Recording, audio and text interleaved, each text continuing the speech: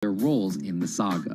One thing that's emerged from the congressional hearings is that they're interested in how retail brokerages make money and whether they're keeping the best interests of their customers in mind, but it's pretty fuzzy as far as what they would actually do as a result.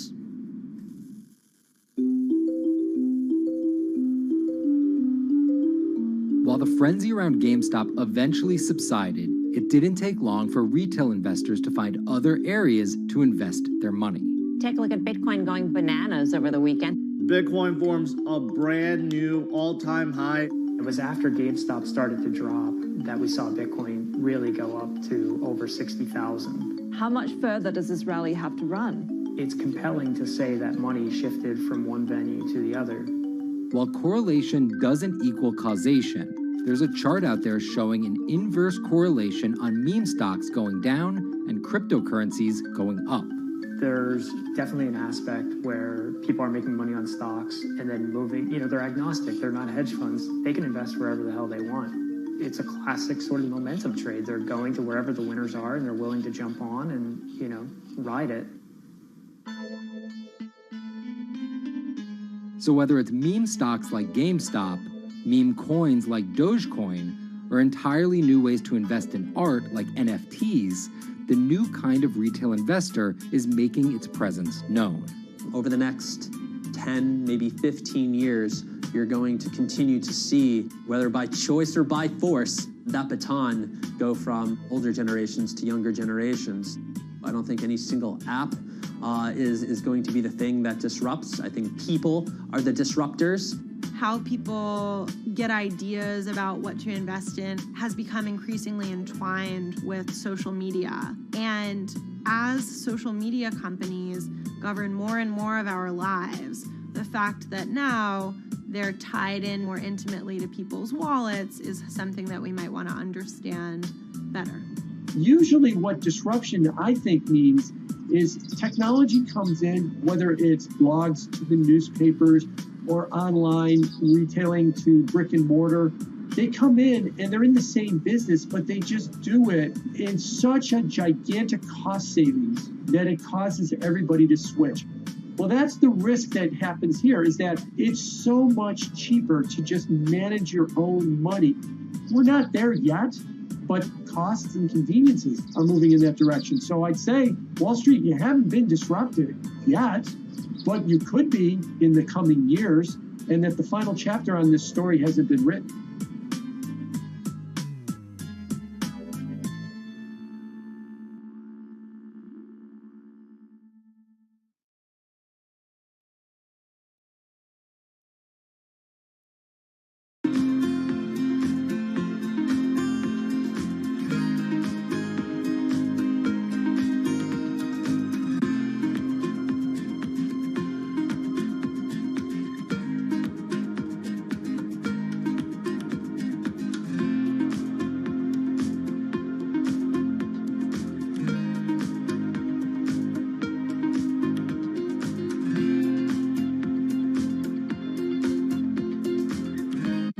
Meet Bloomberg's own David Nicholson. Now, his happy place is out in the field, on the open road.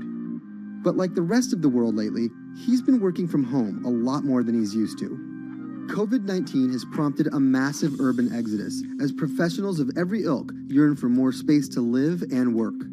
As a result, rural areas have exploded, and they're poised to experience a resurgence as more and more families pack up and leave the big city to try out life in the burbs. But there's one problem with that. Not all internet speeds are created equal.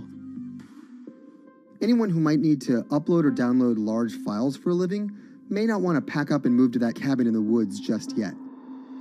Now, David's house isn't a cabin, but it is in the woods, and inexplicably, his internet is workable. My internet is okay. I pay a lot for it. It's around $140 a month.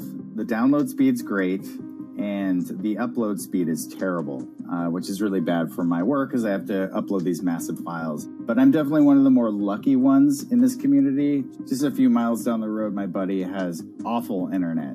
It's usually under 2 down and under 0.2 up, so it's often unusable.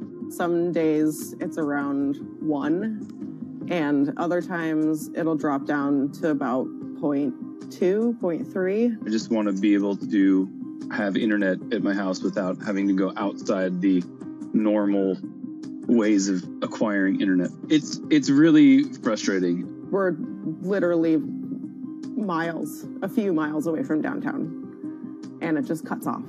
This is a problem, and the solutions are not there yet, because getting high-speed internet in rural areas en masse is something our providers may simply not be ready for.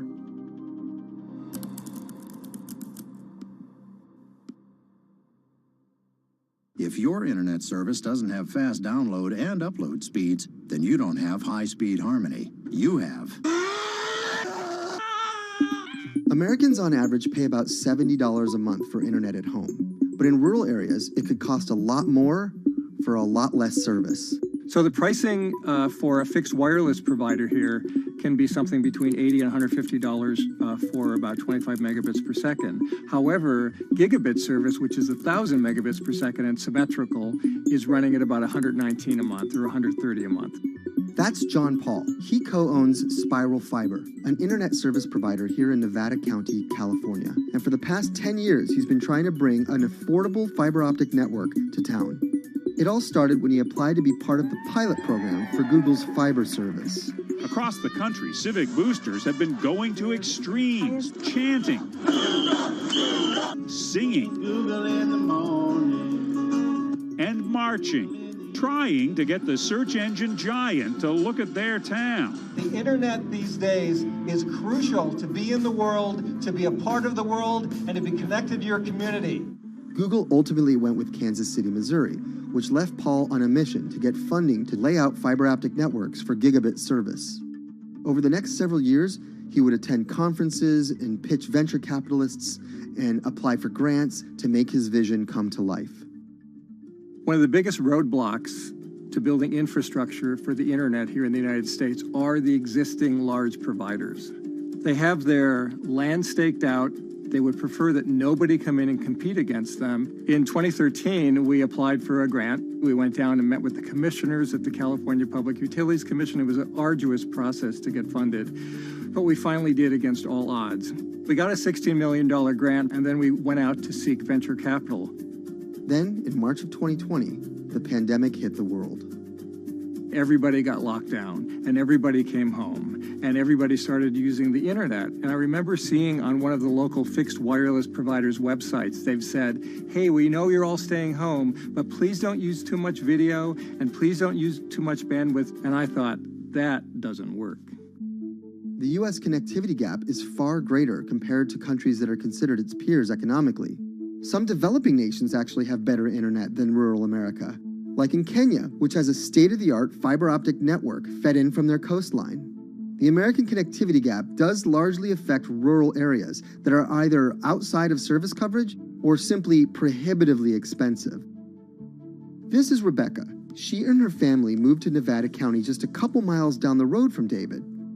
They took for granted that high-speed internet would just exist in the area, and it's not something they even bothered to check on before buying their house.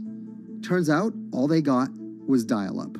We wanted to move where we had a little more space, room for the kids to run around, just be out in the mountains a little bit more. Having come from a bigger city area where Wi-Fi is pretty readily available, we hadn't really considered that in our purchasing of the house, whether that would be an option or not.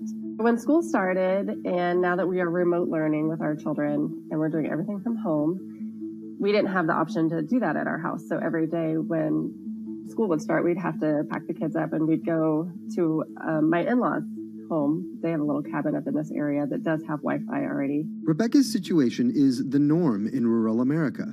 According to data from the Federal Communications Commission, just 4% of urban Americans lack access to broadband internet. That's compared to almost 40% of people who live in rural areas. While that was the case, there were also racial and socioeconomic divides in terms of who had that access. In addition to that geographic difference, low-income African-American students, Latino students, and first-generation college students were more likely than others to have only one device at home that's shared among multiple siblings and or lack access to that actual connection. For most American towns, there's also a lack of competition, forcing internet prices up.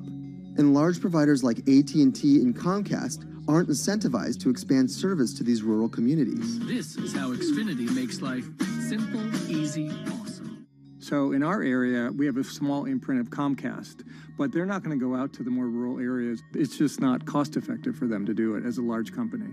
In order to lay fiber cable, you're actually physically digging trenches into the ground. And for internet service providers, they're primarily focused on maximizing their profits. And so the fewer customers you have, in any square mile and the more fiber you have to lay, that's just kind of harder to pencil out from a purely economic standpoint. AT&T released a statement on the matter, expressing the need and desire for government assistance to fund fiber optic expansion to areas deemed unprofitable. Comcast released a similar statement encouraging more public-private collaboration on this effort. Federal agencies do offer grants to help communities build broadband networks, but many have argued that there's not enough flexibility on how to use these funds. The COVID-19 relief package passed by Congress in March and signed by President Donald Trump awarded $43.3 million to 51 projects on the East Coast alone. But it also stipulated that these projects needed to be up and running by December 30th. For contractors who plan projects months and years in advance, it's a scramble to rearrange their schedules to meet that deadline. So what we've been asking the federal government to consider is at least have, as long as the projects are getting started, knowing the projects are being put into place to expand both remote learning, working from home, and opportunities like that that are truly driven from COVID. We're moving as fast as we can regardless, but hopefully they'll give us some more time. Talking to John Paul, it's clear that he believes broadband is something that can transform a community and should be considered a public good. One of the first communities to come on in the United States with full-on gigabit service was Chattanooga, Tennessee. Now, they're a bigger city, but they're a city that was economically in a downturn. In the last 15 years, the city of Chattanooga has turned around in an amazing way. It's a nexus for young people to move to. It's a place where technology happens. It's not just about logging on to Zoom, to connect with your colleagues who might be in New York City. It's also your ability as a small business, operating in the town of Nevada City or wherever it may be to, quickly upload your payroll documents or something onto the cloud, or to quickly, swipe a customer's credit card. There's just some really basic business functions and mechanics that I think people in big cities really take for granted, and that are just going to be a much bigger challenge for small business owners in rural areas.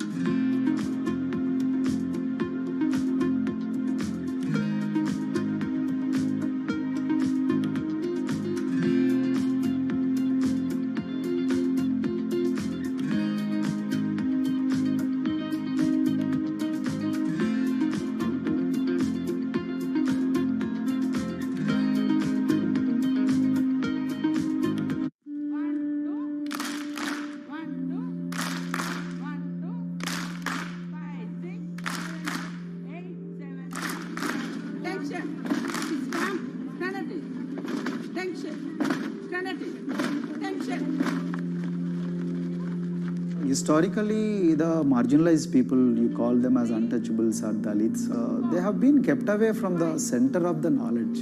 Once you are born into a caste, it is very difficult for you to grow beyond that. You are stuck in that identity.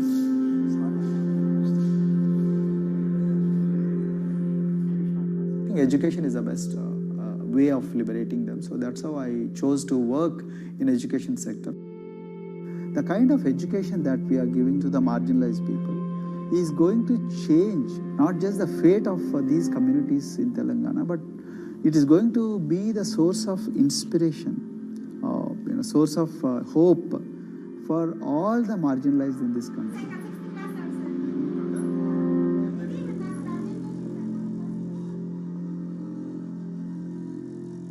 greatest blight in India is the system of caste. For generations of Indians, the social code known as the caste system has defined how people earn a living and whom they marry. Although outlawed 7 decades ago, castes remain a significant factor in deciding everything, from family ties and cultural traditions to educational and economic opportunities.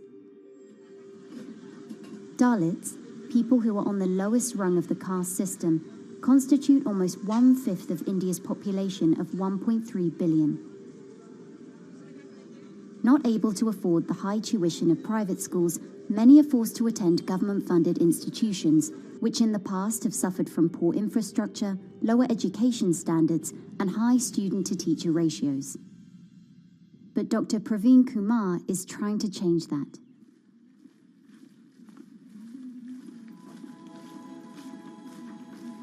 I am currently working as head of Telangana Social Welfare Residential Schools. So totally above 400 schools I manage. These are all residential schools for the students who are historically marginalized but talented and then poor. My friend also Of them, 60% are girls and then 40% are boys, because girls are more marginalized among the marginalized. Their voices are always suppressed. My approach to improve the conditions in the schools has been put your eyes and ears on the ground always. Talk to the parents, talk to the teachers, talk to the students, stay in the schools and then understand their problems, their challenges, both in classrooms and then the corridors and the dorms. Then go to the dining halls and see what kind of food they are eating, and then go to their homes and then what kind of food they are getting and what kind of challenges the parents have. Very good. 9th class. One of the important changes that I brought in after I took over was to complete the transformation of mother tongue to English medium, because English medium, as I said, English is the language of emancipation. A language that connects you to the whole body of knowledge in the world. So we had to train a lot of teachers. refer to the dictionary also, okay, and find out the new meanings, as well as describe about. Hey, Richita, how are you? Hi, Sindhu. Fine, thank you. And how about you? I'm fine too. It's been a long time. Identity is extremely important. There is a scientific evidence to prove that your sense of identity is extremely crucial to your growth as a successful human being in your life. If you accept an identity which is very humiliating, which reminds you of very painful past, I think that identity will not help you to grow. I'm not saying that you should forget your past. I'm not saying that, but that should not be in the bubble in which you must live always.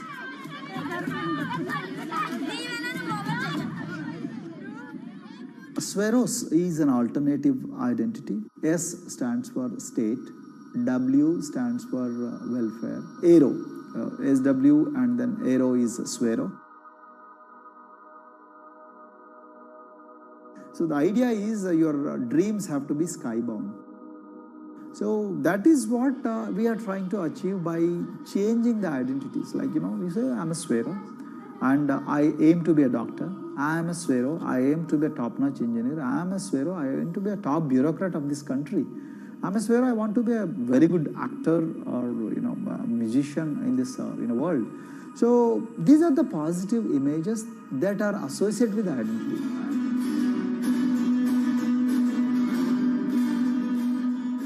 Just to give an example to you, in 2012, in our institution, we used to produce about 6 doctors per year. But because of our, this self-liberating ideology of Sveroism, we have, this year, we have produced about 189 doctors. This is phenomenal for any poorest of the poor people. You know how difficult it is to get into a medical colleges in this country. So, but today, because of this ideology, the students have been able to achieve this, feat. Pujita has been a farm laborer And her parents themselves are agricultural laborers. And then this girl used to sell vegetables, but thanks to the residential education institutions, she came to the Gaulidodi campus, and then she toiled very hard for 1 year, despite many problems. And today, I'm so happy to share with you that she has joined one of the prestigious medical colleges in the state of Telangana, Usmania Medical College, and then in future, she hopes to be a gynecologist. So this is the journey our children are hoping for.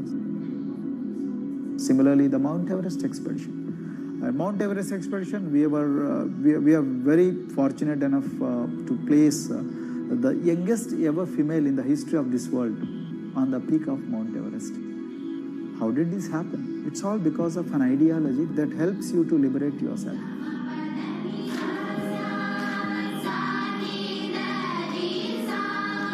We got a lot of extracurricular activities and most of them got institutionalized now. So for example, music.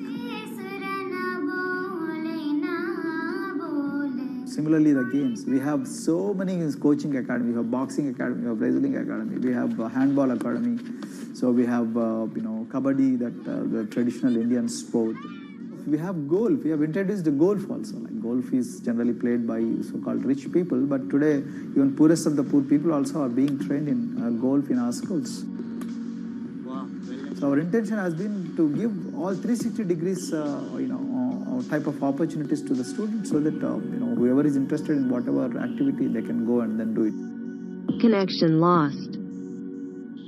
Break the barriers, break the fence, at least mentally, because poor people have been programmed to be victims, programmed to be subjugated, programmed to be on the margins, always, programmed to feel inferior.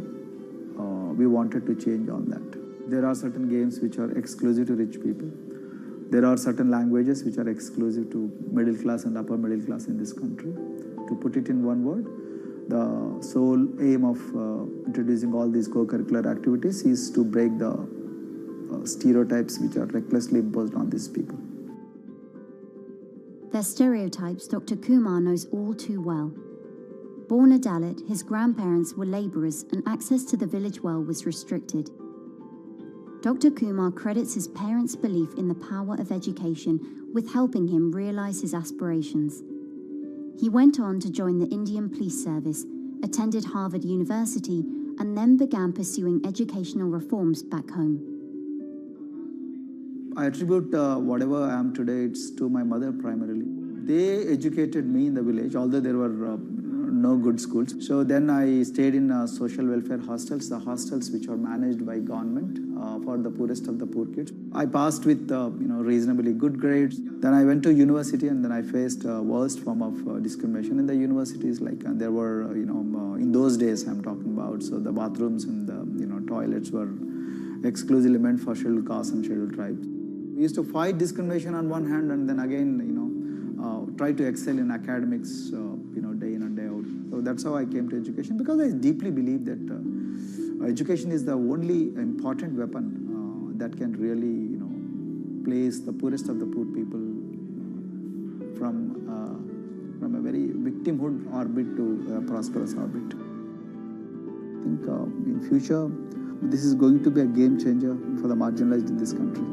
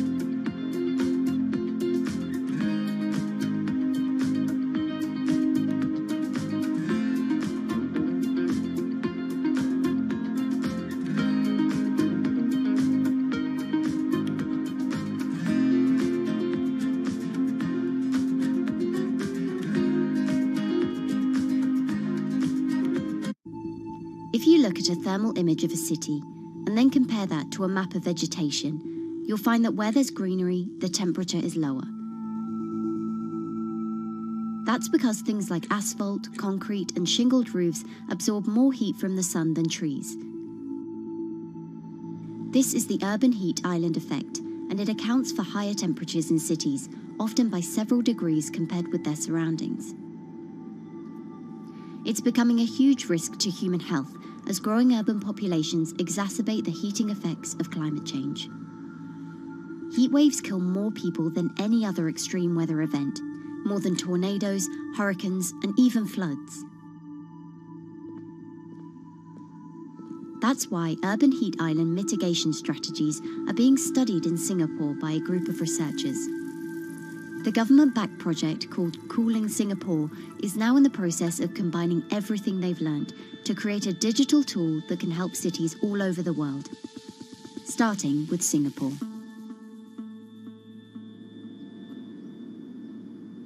In Singapore, close to the equator, temperatures regularly rise above 32 degrees Celsius or 90 degrees Fahrenheit. And the city structures only make it worse. And that is also the case for Singapore, which is basically a concrete jungle, more urbanized, more developed city. And even in Singapore, what you have is a situation whereby there's a temperature difference of 7 degrees Celsius between the more urbanized and the more rural areas. The government has taken drastic steps to keep temperatures down. This is Gardens by the Bay, an award-winning park, and inside this greenhouse is a pleasant 24 degrees. That's because the dome, along with 24 nearby towers full of thousands of people, is chilled by what's probably the world's largest underground district cooling system. It uses a large central plant that cools water and then pipes it into banks, residential towers, an exhibition centre, shopping malls, and the city's iconic Marina Bay Sands hotel and casino complex. So one of the biggest perks of using this system for the buildings is that they can save 40% in terms of electricity usage compared to your traditional air conditioners. And with Singapore relying on natural gas for most of its power, this new system means emission savings equivalent to removing 10,000 cars from the city's roads. That has big implications for the rest of the world. If things stay as they are, more than a third of the world's electricity could end up being used to cool buildings and vehicles by 2050. As the world gets hotter, gets warmer, there is a greater need for air conditioning and as well as refrigerators, for instance. And the more people are buying these household appliances, the more energy usage they use, and they release heat more, and that then exacerbates climate change. It's a vicious circle. And so since 2017, researchers at Cooling Singapore have been identifying design solutions that reduce our need for so much cool air in the first place.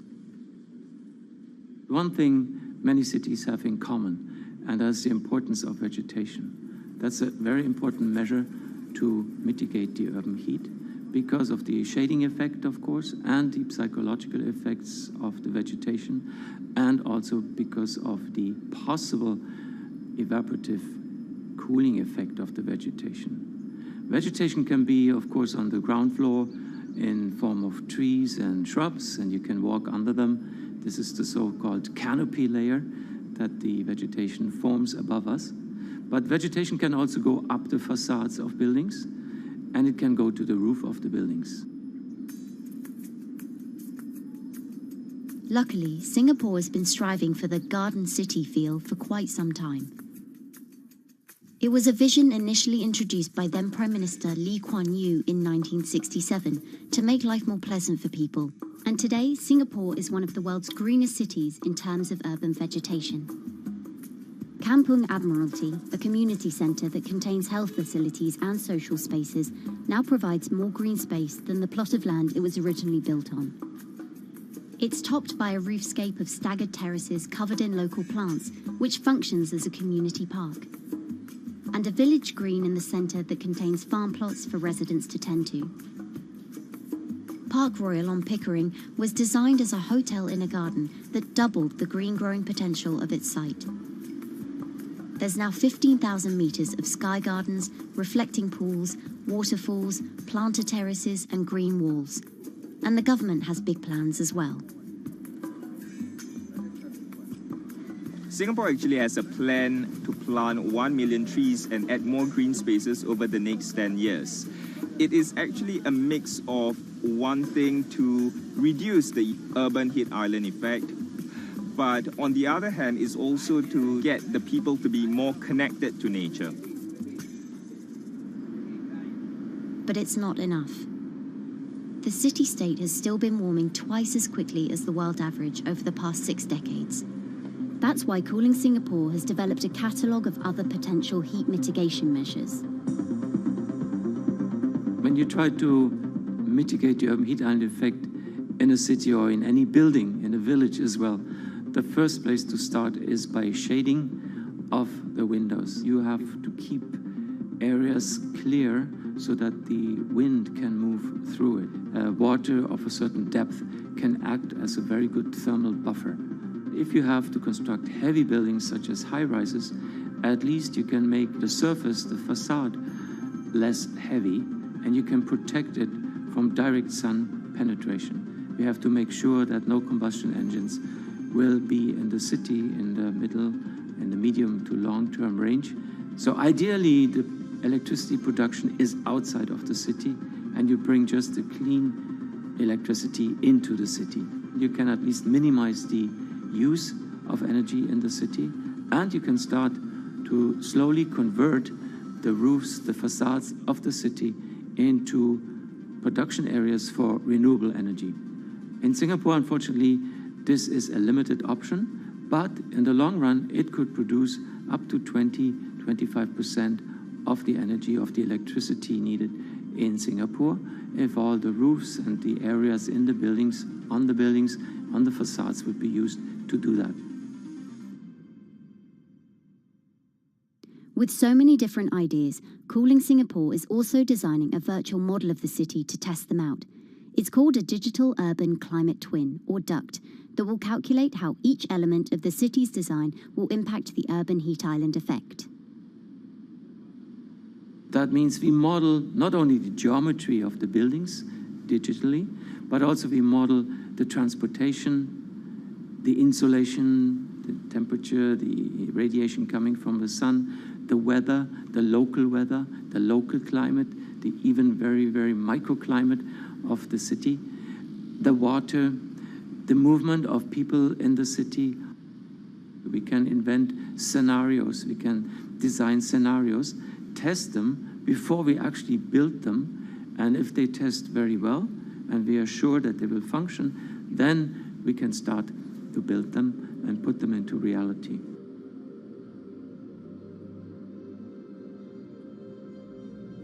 Singapore will be using this new tool to figure out which actions it should take next. And the model can be applied to any city, whether it needs to keep heat out or keep heat in, which will ultimately save energy, slow climate change, and improve our quality of life. So this is something that Singapore will be able to export, maybe even together with its city development systems that it already has. Singapore is one of the very few cities in the world that really combine this scientific approach with a very well-established urban redesign and urban design approach. Through its agencies and the combination of its agencies, it has achieved a lot in the past. If it keeps following the scientific path and the combination with the other knowledge in the city already, we think that it will be a very comfortable and very livable city in the future, even more than today.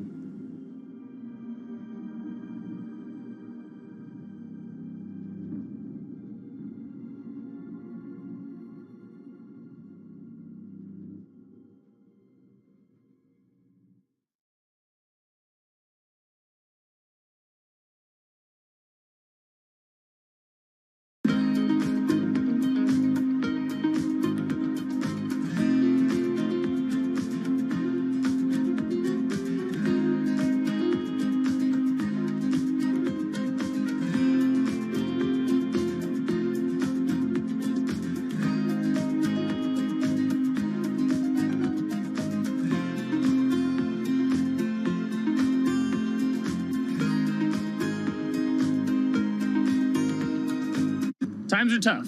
Jobs are scarce. It's risky to be outside and around others. Seems like there's very few ways to make extra money during a pandemic.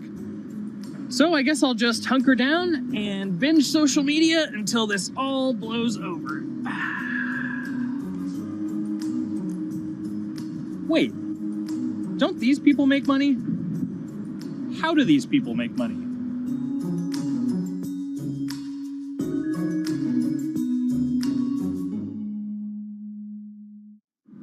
Streamers, YouTubers, Twitch stars. How do they make money? Is it a lot? Is it a lot of work? I know, I gotta ask somebody in the biz, and I got just the guy. Austin John Plays.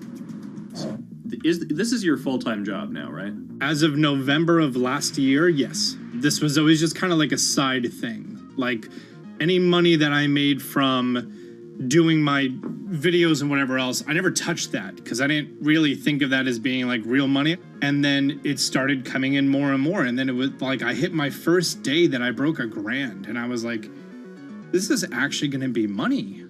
How did the YouTube channel come to be? When the game Pokemon Sun and Moon came out for the 3DS, there was like things that I learned about the game, and then I wanted to just share that information with people.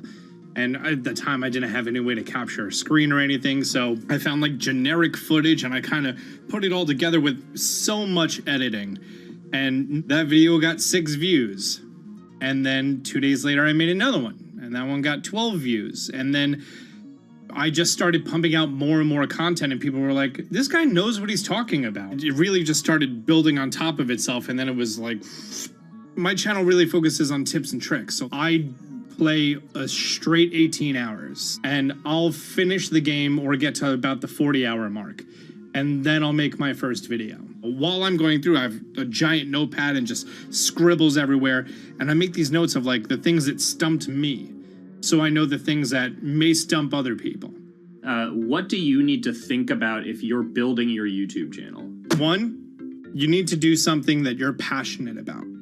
Not that you like, not that you think you're gonna make money on, something you're passionate about. The other thing is something that other people are passionate about. It holds a special place to them.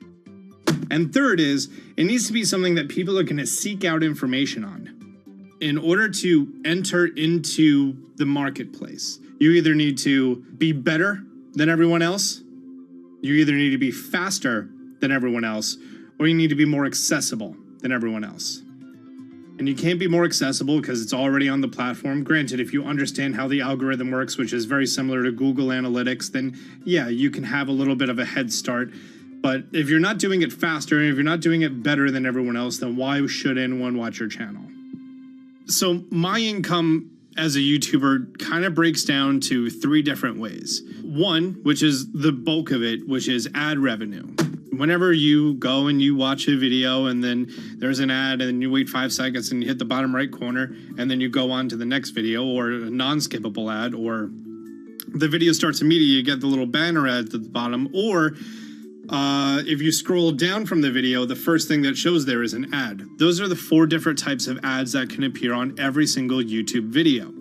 And all of them pay a certain amount. It varies on lots of things, like the country of the person who posts it, the country of the person who watches it, the time of year, where you are in the quarter, if there's anything going on with a reduction in ad revenue. Like, great example, COVID-19, companies weren't spending as much on advertising. So because of that, CPM went down. CPM stands for click per 1,000. I'm using the Roman numeral for 1,000. And that means that for every 1,000 views, you get a certain amount of money. Now, on low ads, when I first started off, my CPM was 30 cents. So every 1,000 views, I made 30 cents. But then once I signed with an MCN and I started making more quality content and more engaging content, some of my better videos and certain times of the year, I can see CPMs as high as $12 to $14. And there's a big fluctuation between, you know, if I post a video when there's no ads being spent, like January and February, that's the reason a lot of your favorite YouTubers and also TV shows don't post new videos in that time of year because ad rates are down. Why are they going to make content then? Instead, you're recording and you're bulking up for when ad revenue is higher. The second way that a YouTuber makes income is support, crowdfunding, things like that. When I first started off, Patreon was really the only option, but then they started rolling out supporters and members for YouTube channels. So whenever I have a live stream, you can click a button and then you can become a member, and then you get special icons next to your name. I believe they're called badges, or on any video, you can hit the join button, and that helps support the channel. And then the third aspect of that would be merch. And for me, my merch has been somewhat basic. In fact, I'm wearing one of my t-shirts from last year right now. You have to endure the times that your first video gets 6 views, that you post it on Reddit and they say, shut up, and then an auto mod bans you. You have to go through that, because until you go through that and you discover why you're doing it, you're not doing it for other people, you're doing it for yourself. If you're not loving what you do, then it's not worth it. Huh. So make a channel about something that I'm passionate about. Oh, sweet. I guess I can make the channel about that.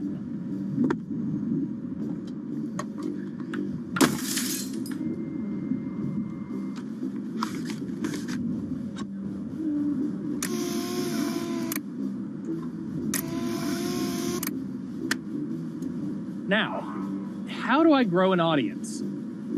How do I get popular?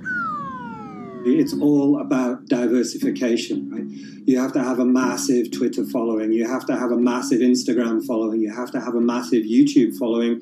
Of course, you have to be on Twitch, which is the key platform. But basically, any way you can get in front of your audience, you can engage with your audience, is going to drive those clicks, which ultimately drives the advertiser revenue that you get back from all of these platforms. It's me and Dan playing video games and talking in a funny manner over them. They're not just people who are good at games, they're actually people who are good at online engagement, online entertainment, first and foremost. You have the right to remain stylish. Anything you wear can and will be used against you in the court of fashion. The streamer is either very, very talented at the game. The best player in the game is generally going to draw a crowd because people like watching people who are very good. On the other hand, they're either very, very good or funny, charismatic, whatever it is on that side. Oh, no. You know, it becomes more of a show where they talk about other things outside of the gaming world, and gaming becomes really just a backdrop and an excuse to engage with that audience. There were those weird, like, Ronald McDonald, like, straight to VHS movies. You remember those? I'm personable, I'm chatty. I would kind of, when boring things were happening in the game, I would ramble on about, movies I'd watched or books I'd read and, or conversations I'd had and stuff like that. And so I think being personable was a big part of that. It's not just getting on and playing games. It's getting on and being an entertainer. You are putting on a show. All right, now let me go ahead and grab the samurai sword that every gym has. Okay, he's dead. To have a larger audience and to have that audience, I think, stay with you, you have to bring something extra. You have to find your niche. You have to find what works and what connects with the audience and what makes them laugh and what makes them keep coming back. You got to make it a little more exciting, all right? Throw in a hanging bishop. Have everybody in suspense for a moment. I think the real most important thing is to just get used to being on camera. Like in any sort of performance thing, is get used to talking on camera. My first few videos were terrible, but because I sat down and did it for 6 to 8 hours a day, I just got used to talking and I got over that uncomfortable hump. If you go into Twitch purely with the expectation that you're going to make money, make a job out of it, have all this growth, and it's going to be great, you're probably going to burn out prior to getting to that point because there's very little payoff for a long time, right? Like multiple years generally before you really start to see a payoff. And so, those first few times you're streaming, nobody is there. One person shows up every 30 minutes, says hi, maybe, and leaves, right? Like, it's very discouraging, I think, for a lot of people. And so you have to be there just loving it. You have to love talking to yourself when nobody is around. You have to love just the game that you're playing, all of that stuff, because it takes a while, and I think a majority of people burn out prior to getting to the like profitable point of it. And there you have it. My very own YouTube, Twitch, Discord, and streaming channels all ready to go live. It's a veritable social media ecosystem just on the verge of thriving. So, don't forget to smash like and subscribe, and visit my Patreon for perks. Also, go to my merch page. And one last thing, stay cool, my friends.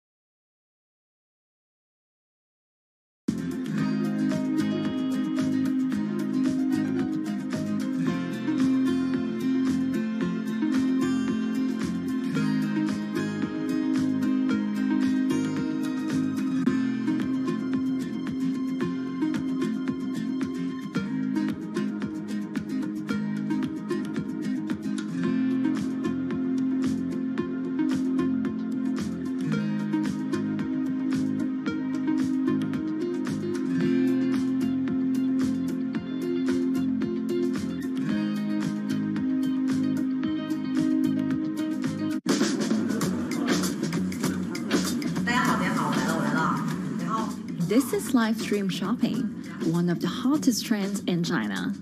Every night, tens of millions of people watch live shows hosted by influencers like Thea and buy the products they recommend.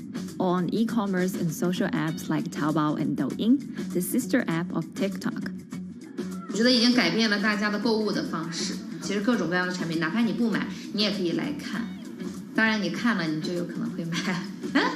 It's not about, only shopping. It's about the experience. It's about having fun. You got to see 3D. You got to see in some kind of action. It's almost like a theater act. The internet craze has taken over China. By the end of 2020, the country had almost 400 million live stream shopping users. China's live stream e-commerce market has also grown dramatically, with an estimated value of $161 billion in 2020. It's becoming popular outside China as well. So, is live streaming the future of shopping?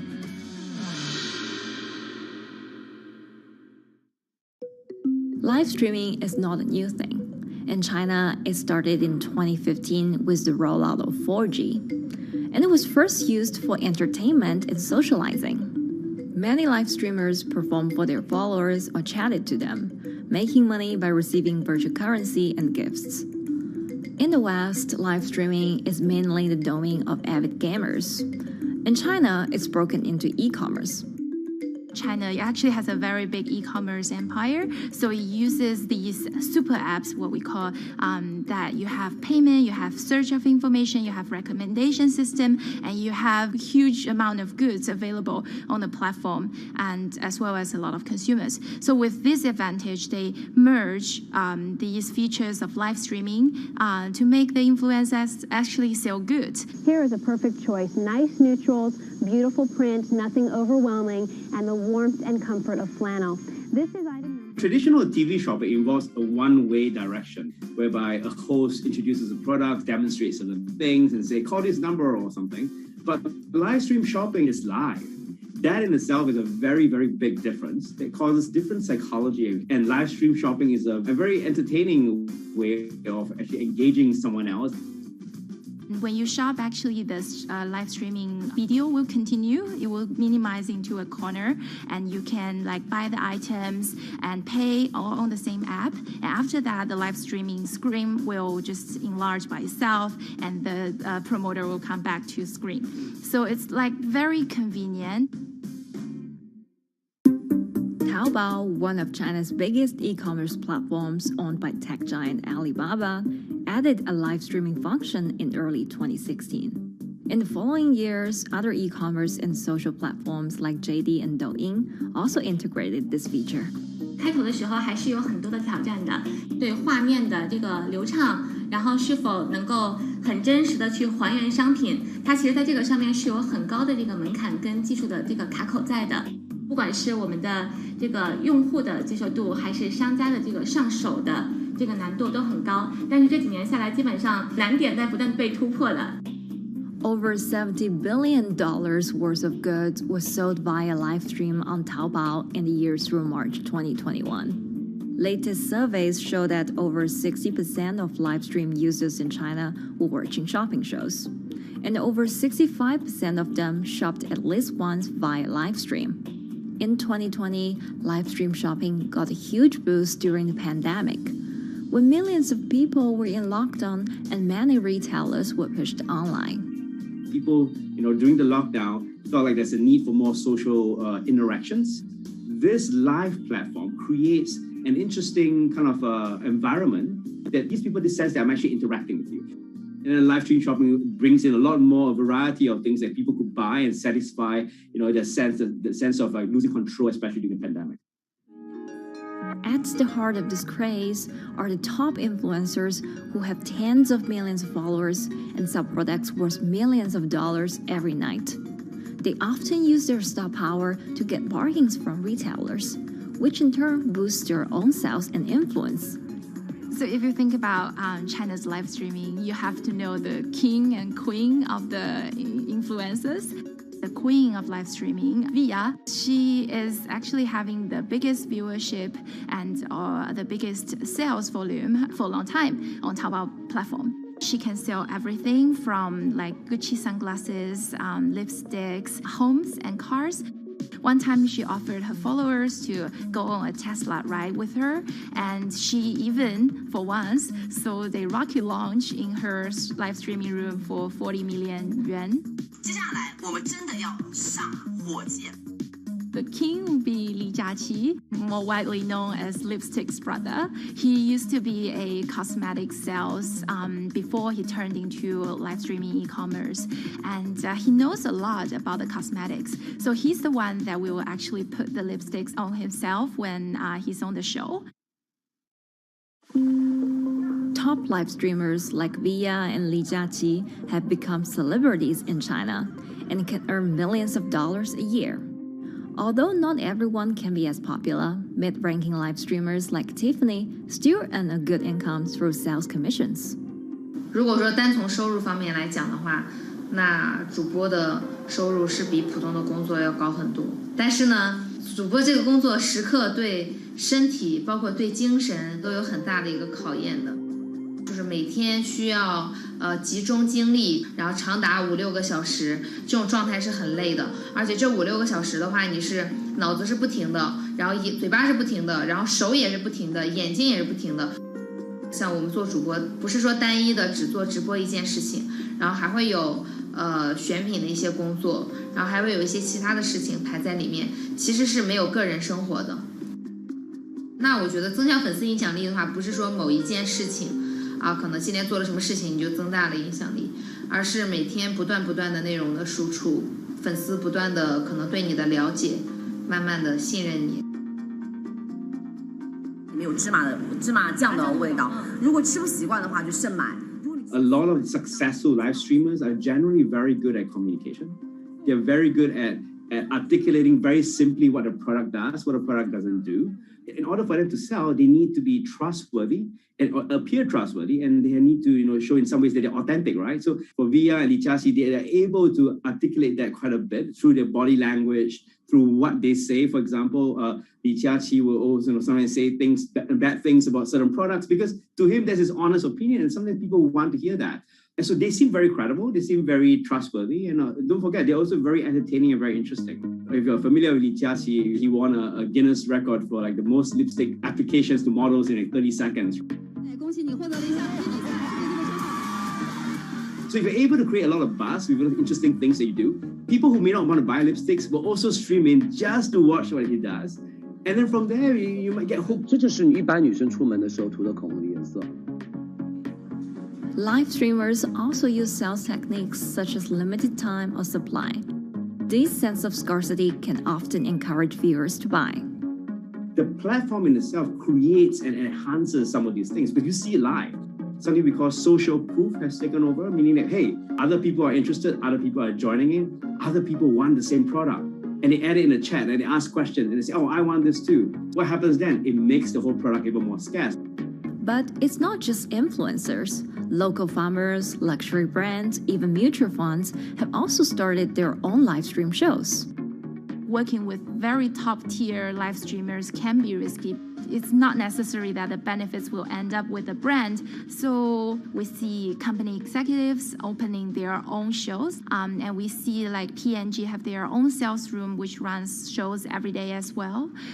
We also have like local governors in like small towns to sell their agricultural products. So the live streaming is definitely transformed the way product owners can think about how to reach their consumers. And it enables a lot of players to actually sell. Live stream shopping is going global. Merchants in Southeast Asia have embraced this trend. And in the West, Amazon has upgraded its live streaming function, adding interactive features like chat rooms. Companies, including Google and Facebook, are also developing and investing in technologies to integrate video and e-commerce. 直播电商它其实已经开始成为主流，它未来的发展空间跟潜力都是巨大的。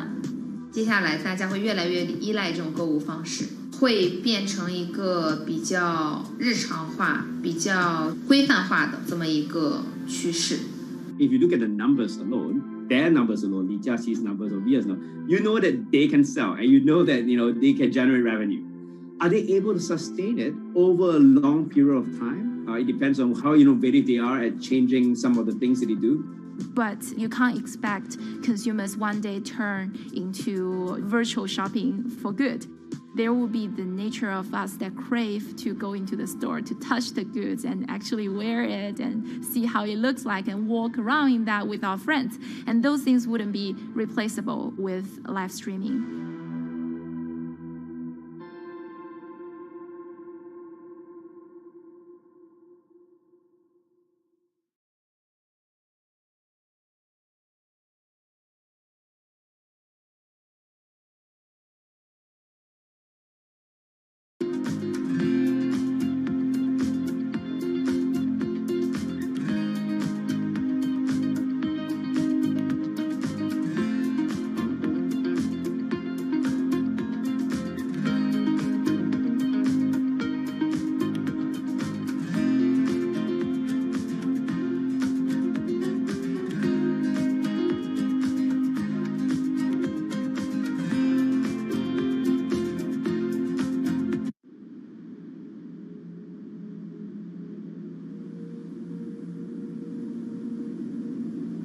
You could imagine that the oceans are actually the largest battery. We're storing huge amounts of energy in the oceans. The wave motion can be very deep. It can extend down several hundred meters. And once it gets to the near shore, from about 50 meters, the whole water column is moving backwards and forwards. As we search for ways to reduce our reliance on fossil fuels, some are looking to a largely untapped potential source of renewable energy. In theory, waves off the coast of the United States alone could generate over 2 trillion kilowatt hours of electricity a year, enough to power more than half of the country. Waves intensify and subside not as quickly as the wind, and that means that it can produce a smoother power generation curve. One of the potential advantages of wave energy is that it could act as a complementary source of power compared to other renewables on the grid if it were to be scaled up to commercial scale.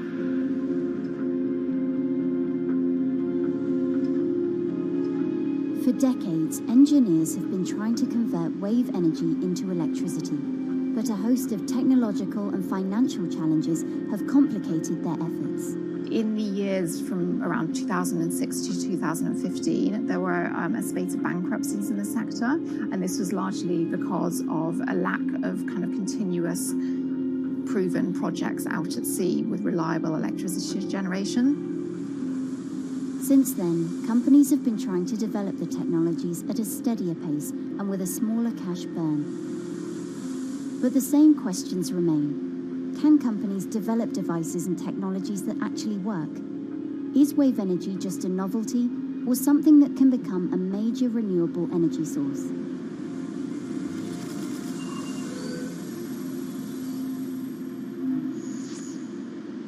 The sea is a very challenging environment within which to operate a power project.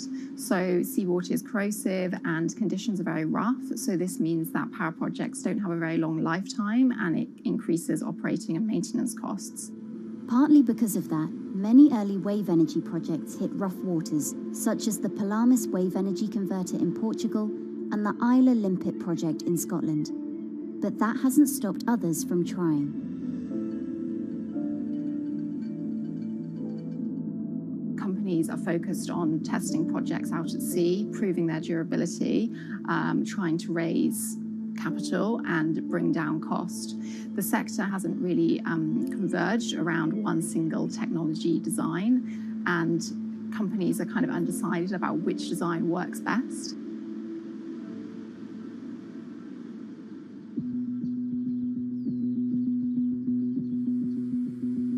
Finland-based AW Energy is a veteran in the sector. The first proof of concept of the company's device was made in the 90s after diver Rauno Koivusari observed the strong back-and-forth movement of a hatch cover in a shipwreck in the Baltic Sea. The waves are generated far from the coastline, so the wind blows on the surface of the water, causing the water particles to rotate, and that rotation extends deep down below the surface, and the waves can be very long. They can be several hundred meters long. And as they come into the near shore, this rotational energy turns into an elliptical energy, and eventually backwards and forwards, as you probably noticed if you've been swimming on the seashore in large waves, you're pulled in and out. That's the energy that we're extracting. There's a sweet spot where we deploy, so around 10 to 15 meters of water depth. That's where there's still strong wave energy coming in. After years of research, prototyping and testing, the company has deployed Wave Roller, a 350 kilowatt device in the waters off Portugal. Wave Roller has an 18-meter wide and 10-meter high steel panel fixed to the seabed via a floatable foundation. The panel moves back and forth with the waves, capturing the energy. It's submerged in the depth of 15 meters, so it's protected from the extreme waves. We generate electricity by capturing the movement with hydraulic circuitry in a machine room underneath the surface. That hydraulic energy we turn to electricity with hydraulic accumulators and hydraulic motors, and also a generator. The Wave Roller has survived large waves at sea for over a year and delivered electricity via an underwater cable to the grid in Portugal. Meanwhile, the company has won a €2.5 million grant to work on an upgraded version of the Wave Roller, aiming to increase the electricity generation capacity to 1 megawatt. The upscaled device would have a bigger panel, 2 power takeoff units, and improved software to control the energy production. We have taken into use a wave prediction algorithm that kind of tells us what kind of waves are coming in to our device. That gives us few seconds to prepare for capturing more energy, and the difference in that is significant. Our future plans are to deliver technology around the world. So I'm hoping we can be working on delivering technology to projects in Asia and also in the American continent as well.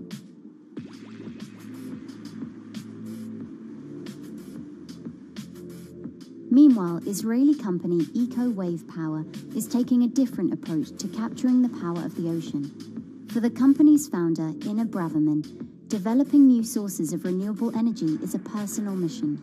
I was born in Ukraine in 1986, and 2 weeks after I was born, the Chernobyl nuclear reactor exploded, causing the largest in history nuclear disaster. I was one of the babies that got hurt from the negative effects of such explosion. I had a respiratory arrest and a clinical death. Luckily, my mother, a nurse, approached my crib on time and gave me a mouth-to-mouth resuscitation, which saved my life. I got a second chance in life and decided to do something good with it. Growing up, Inna wanted to be a politician to positively change the world.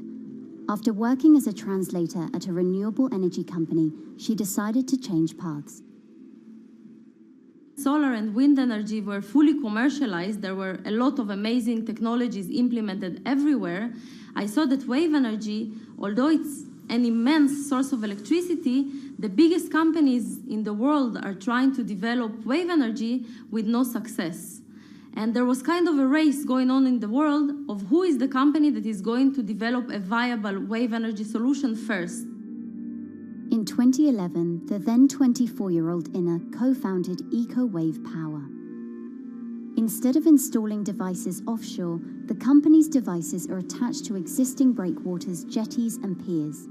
Our technology is very cost efficient, especially in comparison to the offshore technologies, because we don't need any ships, divers, underwater mooring, or cables. We install on existing man-made structures, and all our expensive equipment, the generator, the hydraulic conversion unit, the automation, is located on land just like a regular power station. This is the EcoWave Power conversion unit that has been operating in Jaffa Port since 2014 until 2020. Here you can see how the technology works.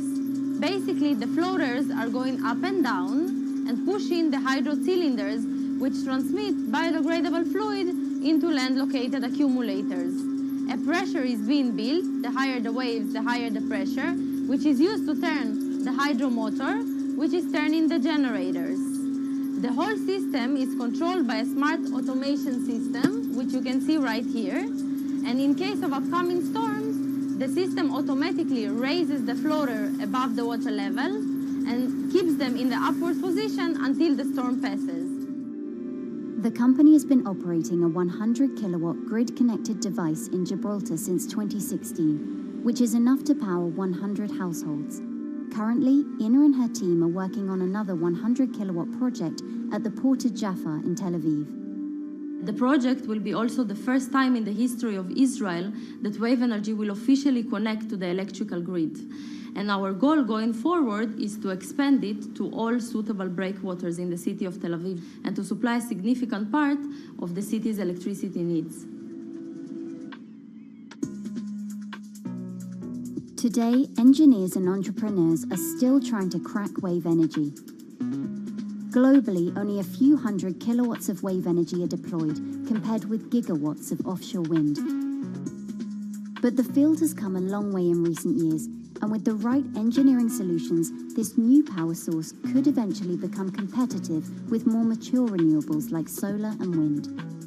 I would have a lot more confidence in the success of wave energy companies today as opposed to like 20 years ago. But in the next few years, or maybe the next couple of decades, it will be more likely to be used in remote locations like islands that are otherwise dependent on expensive diesel power, or out at sea on gas decommissioning rigs, or for powering underwater autonomous vehicles.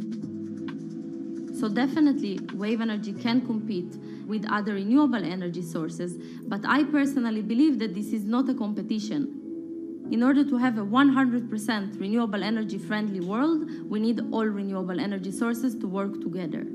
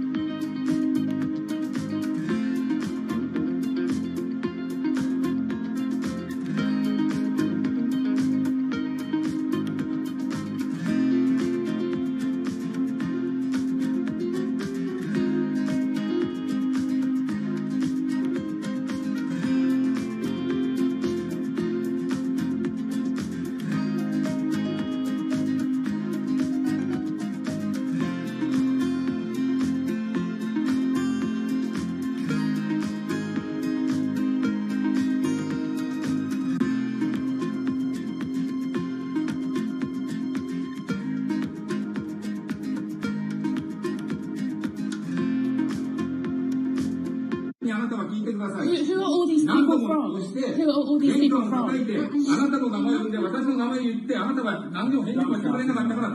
Shout at me. So can you please tell me?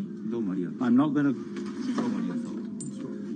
please wait. You know, I've covered a lot of companies. I've covered a lot of Machiavellian companies where, you know, people play rough. I don't think I've ever seen anything on the scale of Nissan. He is making you, but you aren't from Nissan. I mean, it's corrupt. One of the most dramatic elements was Ravinder Passi's home being raided by court officials in Yokohama. You scared me, you scared my children. I worked in Nissan for 16 years. So Rav Passi's journey into the darkest recesses of the Japanese corporate world started when he was the general counsel, the highest corporate lawyer position in the company. In the past few minutes, Nissan has revealed that its chairman has been arrested after allegations of serious misconduct. He was tasked with investigating Carlos Ghosn. And he was told, conduct an internal investigation and get to the heart of the matter. And then along the way, he started to notice serious conflicts of interest. He is one of the few people who knows an extreme amount of detail regarding the alleged crimes by Carlos Ghosn, and he's now ready to tell his own story on the record about some of the events that happened.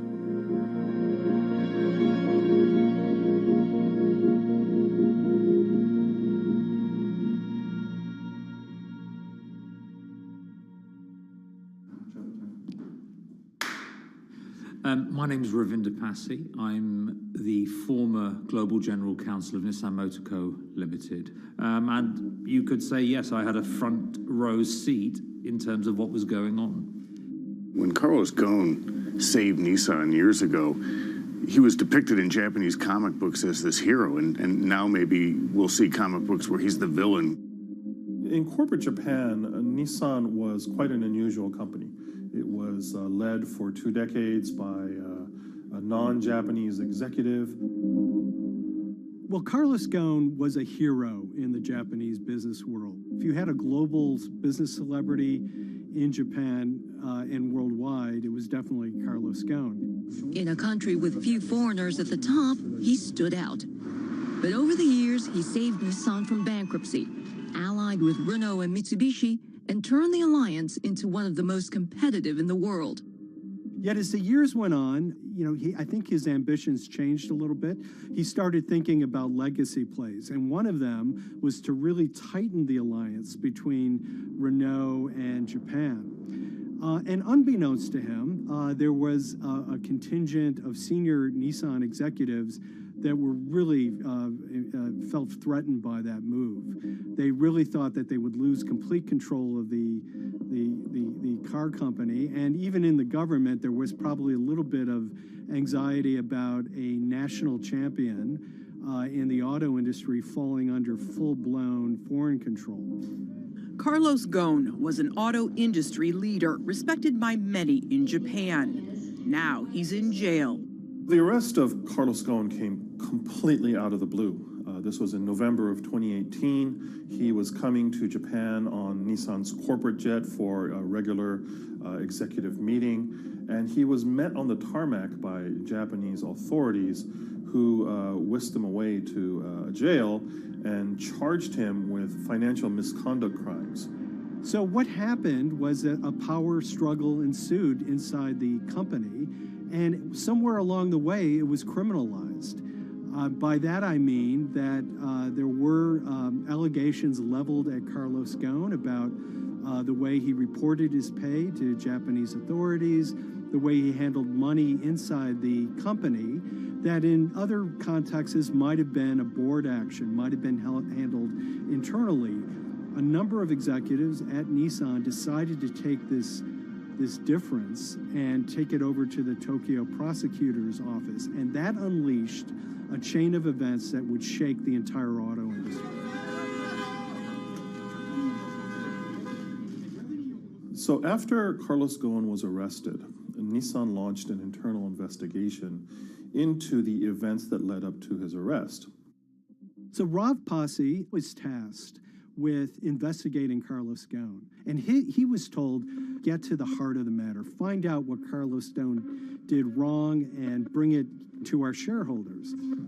It's really complicated because you had various things coming out of the weeds. 2018, the investigation has started, and we become aware of matters in terms of conflicts, actions by certain individuals that cause some concern because things might not quite be what they seem.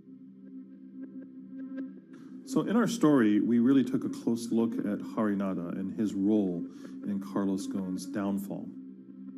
Harinada is one of the most fascinating figures inside Nissan. He's also a lawyer. He's originally Malaysian. Hello, Mr. Hadi. And he had a meteoric rise through the company and became very, very close to Carlos Ghosn and other top figures. He had a front row seat at all the major strategic deliberations at the company. And when he discovered that Carlos Ghosn, as his final legacy play, was going to tighten the relationship between Renault and Nissan, he made a decision to go against Carlos Ghosn. And he became one of the key figures that decided that Carlos Ghosn had to go.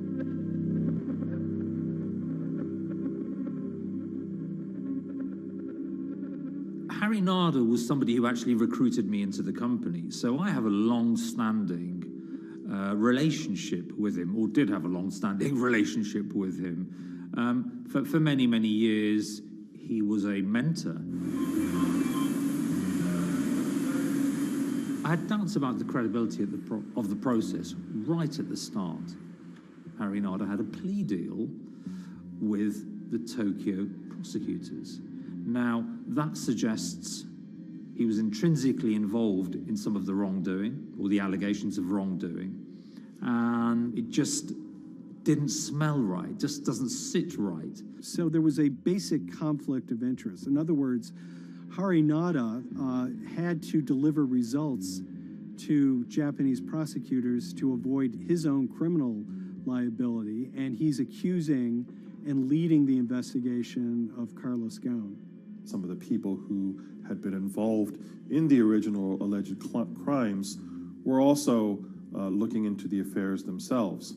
Ravinder Passi began pointing out some of these conflict of interest issues.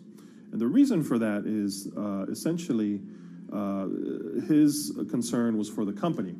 If the company's own investigation into itself was compromised, that could lead to a very weak position in various lawsuits that it was dealing with across the world. I had discussions with Harry, discussions with the statutory auditors about these conflicts, discussions with HR about some of these conflicts, because at that point, we reported into him. You know, at the time, everything was quite, as you can imagine, it was, we've got to do this, we've got to do that, we've got to move fast. But when you step back and look at some of these things, you just think, my God, what was going on here? Because me, members of my team, were being placed in immediate danger. Your chairman's been arrested, a representative director's been arrested. They both happen to be foreigners. And then now what we need to do, we're being instructed to do, is certain compliance professionals need to go into properties in Brazil, for example, and retrieve evidence. They've got to do it very carefully, because if they don't do it carefully, they're going to get convicted of criminal activities. And likewise, when a team of lawyers were commissioned to go to Lebanon. I mean, one of my immediate concerns was, why are lawyers from Nissan being sent to go to Lebanon to retrieve evidence? These are just lawyers, they're corporate lawyers from Nissan. You had revelations that a number of executives had benefited from share appreciation rights when they shouldn't have. I mean, you know, substantive amounts of money being taken by these guys when they weren't entitled to take them. And you do think, yes, how is this going to look later on? It's going to look quite concerning.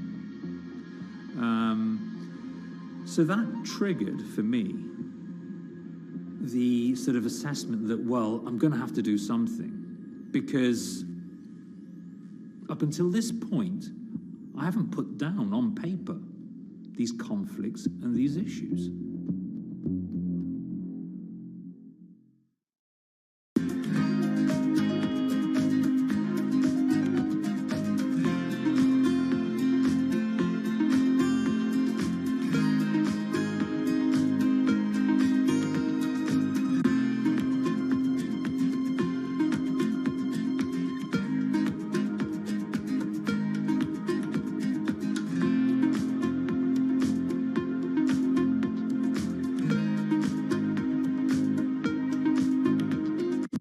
So Rav Pasi makes a fateful move. He writes this letter to the board listing every suspicion he has in great detail, backed up by evidence, backed up by memos, of why this internal investigation had serious problems.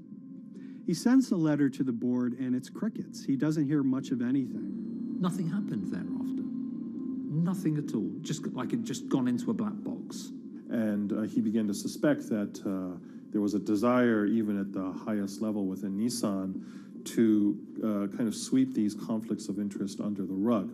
Unfortunately for me, I think, you know, again, with hindsight, people must have thought that this is the nail that's sticking out, and we can't have this.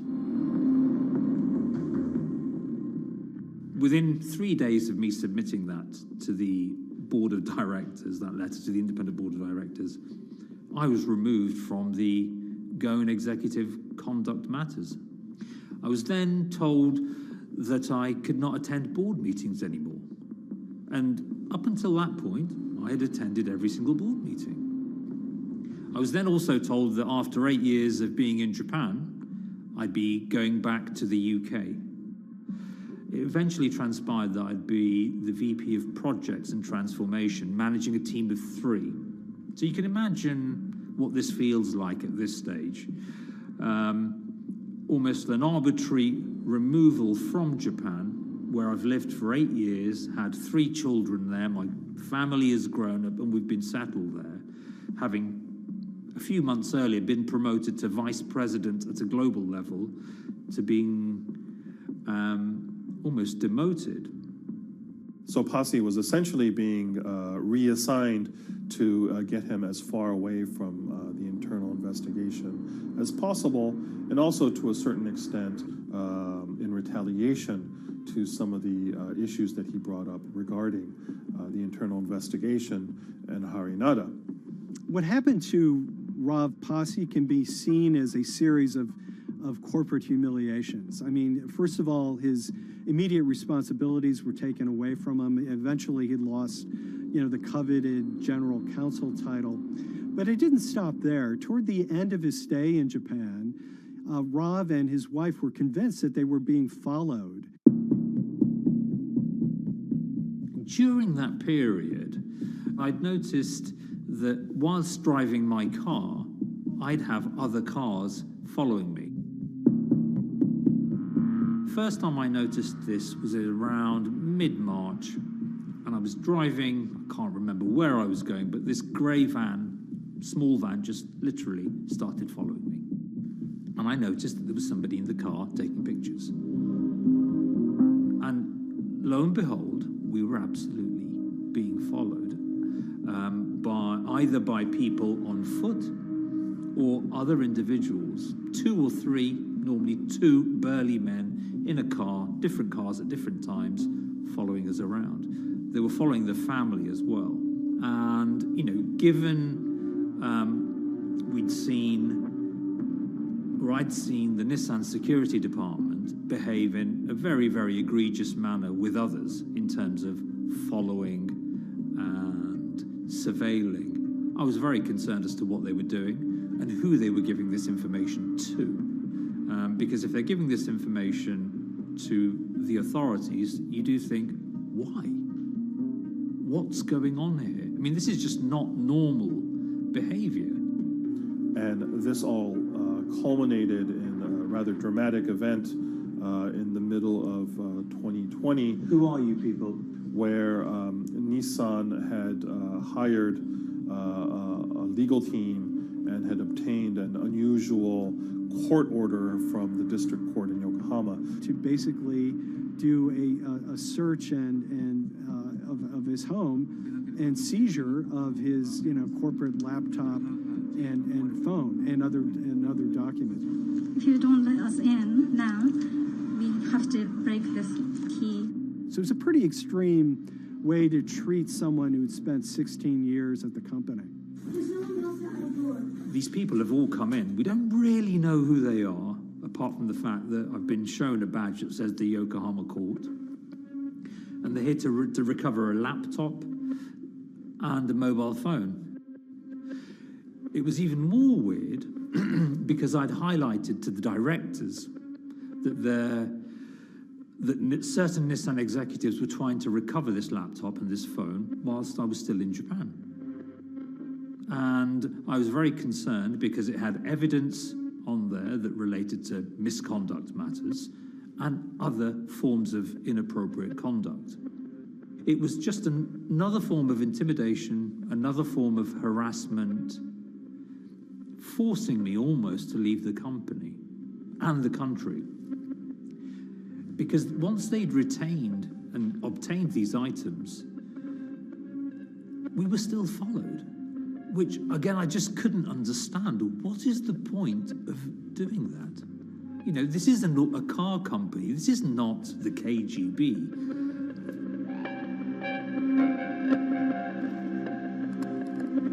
I think it's fair to say that Rav Pasi didn't have full battlefield awareness of all the intrigue going on at Nissan. I mean, Harinata is interesting because he's both charismatic and charming, and one of the most brutal corporate infighters one could ever run across. This is a confidential company email, right? You should not have this. If he had fallen into line, he would probably still have his job at Nissan, be paid very well, and continued his work. A career that he spent 16 years building at Nissan is irretrievably broken. It's been smashed to smithereens. He and his family paid a huge price, certainly. But in terms of being able to sleep at night, I think, he's come out ahead. I highlighted issues to the highest levels of the company so that they could be dealt with appropriately by those in charge. There was no response to those, and there was retaliation against me. What's really profound, like absolutely profound, is that none of your colleagues, I mean people who you have known for years, forget it. Yeah. You're on your own. Yeah. And you got to be ready for that. You've got to be ready for that. If you take it on anyway.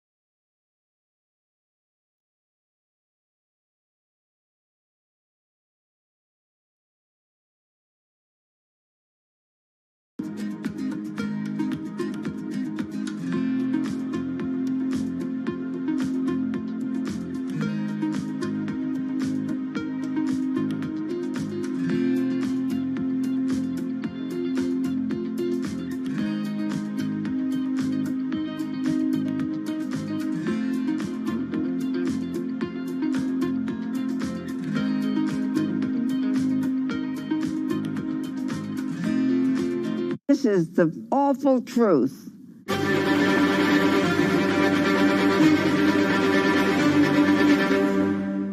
There's always someone in the family that's pushing it.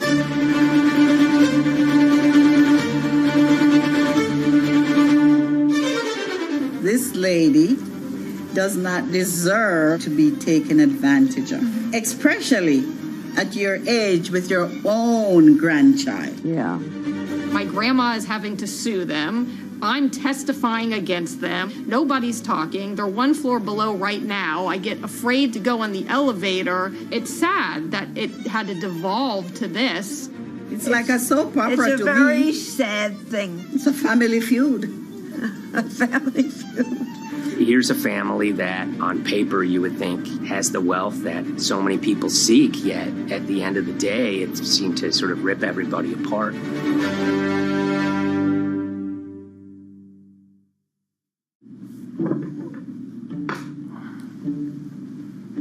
My name's Tom Schoenberg. I'm a senior reporter here at Bloomberg News, cover financial enforcement. I was approached by someone close to the Schottenstein family and asked whether or not I would be interested in writing about Beverly Schottenstein and this case that she had against JP Morgan. And it was immediately clear that there was a great story here to be told.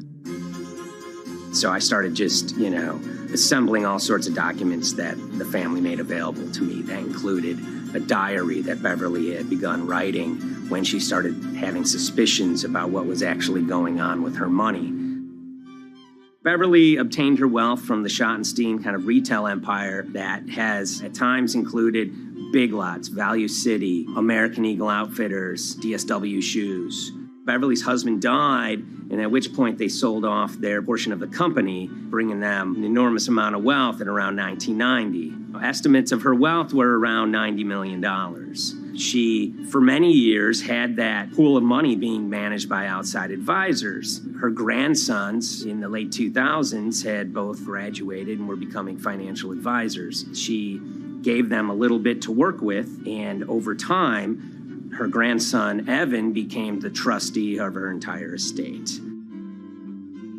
Managing sort of family money is not a conflict. In fact, some ways in wealth management, it's kind of how you get your start. It's kind of the seed that you need to sort of get going in the business. But Beverly started having suspicions that something was wrong probably in around 2016. Well, there were suspicious things, but taken separately without everyone talking about their own experiences, it was hard to really put it together.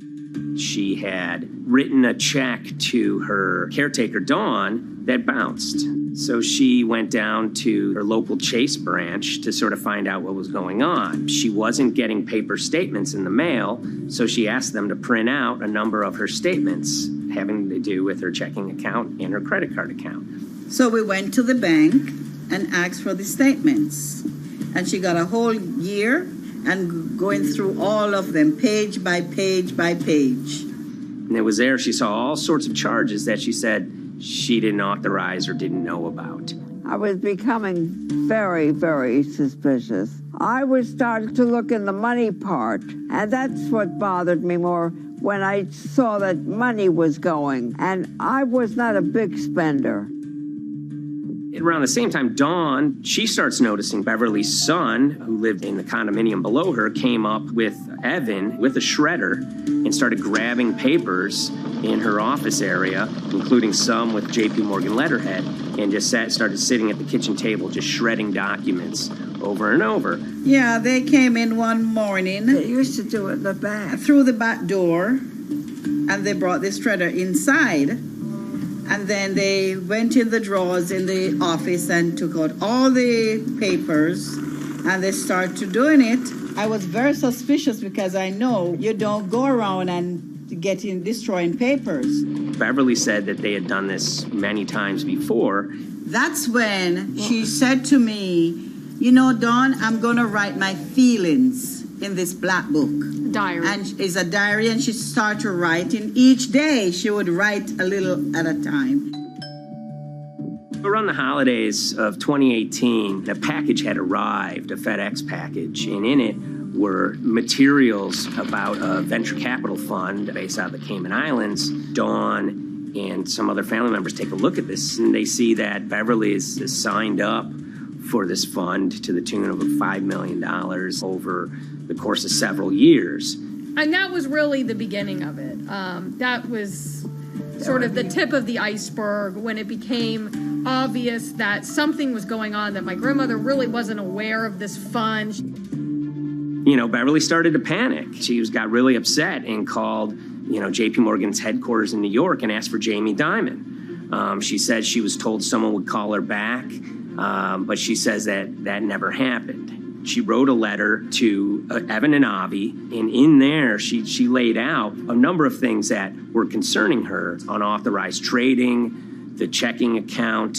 She had about $1 million worth of jewelry in a safe deposit box, and that her son Bobby had the key to that box, and that jewelry had gone missing. All this was kind of packaged in this, 5-page handwritten amendment to a will and trust.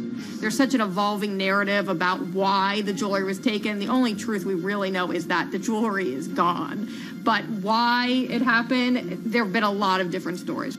You just don't take your mother's wonderful things and hand it out. And they emailed that note to JP Morgan to seize all activity on her account. And it ended up setting off a firestorm after that.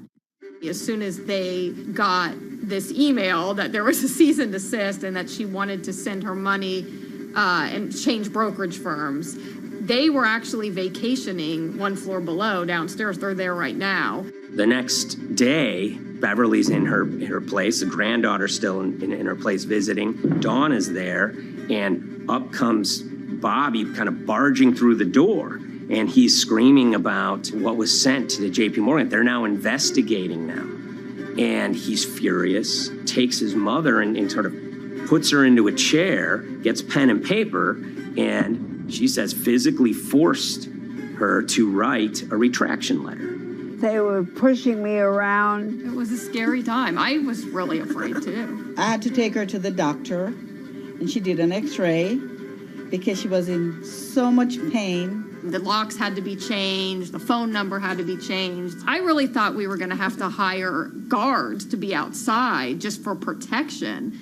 Oh, it was terrible. Horrible scene. Beverly brought her case before the Financial Industry Regulatory Authorities, usually known as FINRA. It took several months of hearings. She sees all sorts of transactions that's going on, hundreds of them that she claims that she never knew about, never authorized, but yet were logged in JP Morgan's files as having been direct requests from her. That included the sale of a large amount of Apple stock worth several $1 million, as well as all her stock in Big Lots. Over the course of their time with JP Morgan, Evan and Avi were making all sorts of trading on her account that was generating millions of dollars in commissions for themselves and the bank, yet she was not sort of getting any of the type of gains that you would expect sort of an $80 million account in a bullish market to be able to get. They issued a ruling entirely in her favor, finding that her grandsons, as well as JP Morgan, they were liable for violating their fiduciary duty, misrepresenting themselves, and they also found that the bank and her grandson, Evan, were liable for elder abuse. Evan and Avi, they were fired from JP Morgan. They issued an award of about $19 million.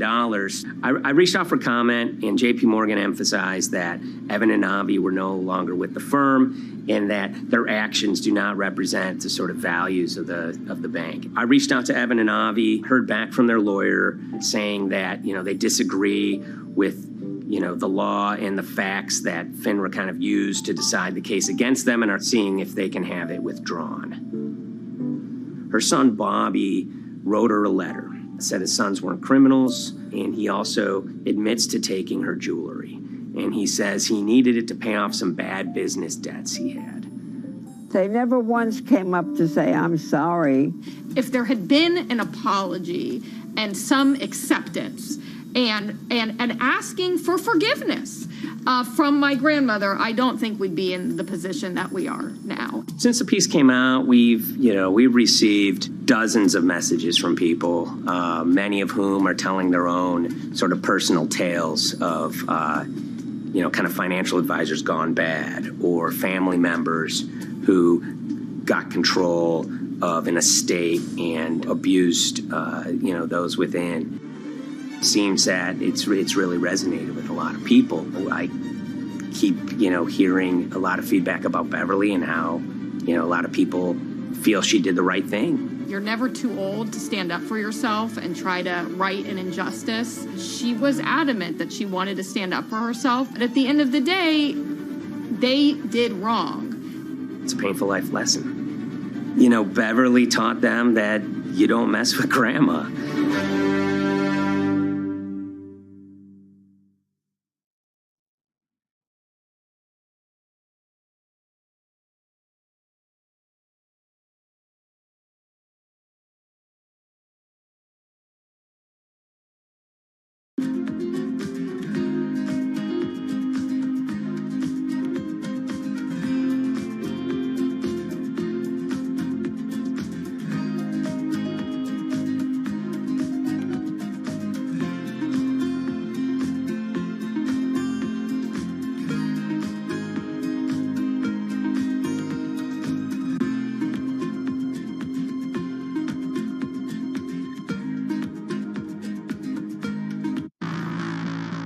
On April 20th, oil markets did something they never had before, and they crashed, went into negative territory and closed the day at minus $40. Meanwhile, in a place called Thaden Boyce in Essex, a group of 9 traders, led by a guy called Cuddles, made $660 million over the course of a couple of hours. The price of oil has collapsed to a record low. We've never really seen anything like it. WTI this morning down more than 35%. People maybe wouldn't have been so surprised if the oil price had fallen to zero, but the oil price went to minus 38. It went far lower than anyone had expected. And so lots of people in the market were saying, well, hang on, something else is going on here.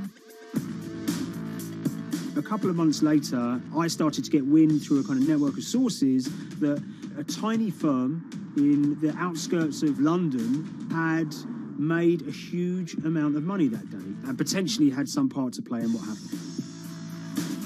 The information we got was that 9 traders at Vega Capital London had made in the region of $660 million in one day. As a group, I think they made as much money in one day as Apple makes from its international sales in one day. I mean, it's an insane sum of money. Did they pull off a fantastic trade? Did they predict the way the market was moving and get it absolutely right? Or was there something else going on, and had they actually done something that breached market rules in a bid to sort of push the market? And that investigation is ongoing.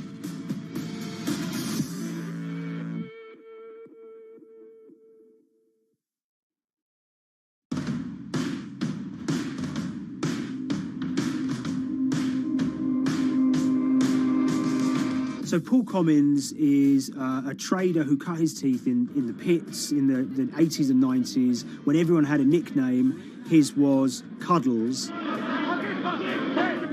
If you can imagine, that was a very sort of cutthroat type of world where people are doing, hundreds of thousands and millions of dollars trades by shouting at each other, giving hand signals, and then sort of scrawling on scraps of paper.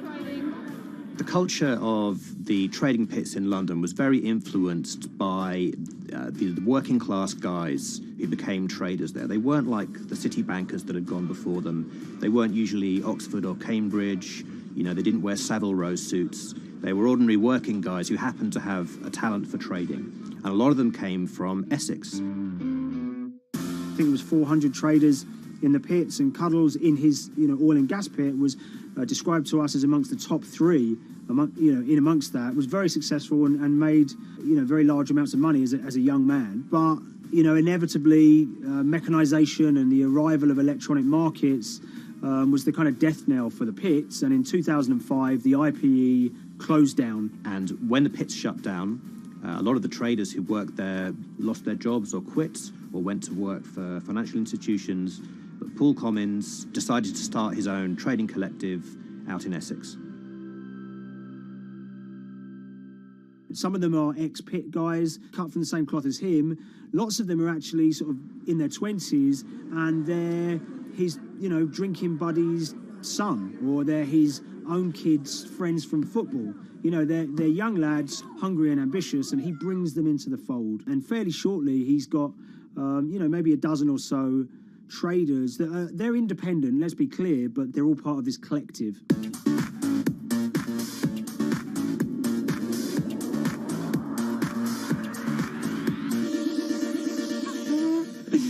Yeah, I'll let Liam deal with Essex.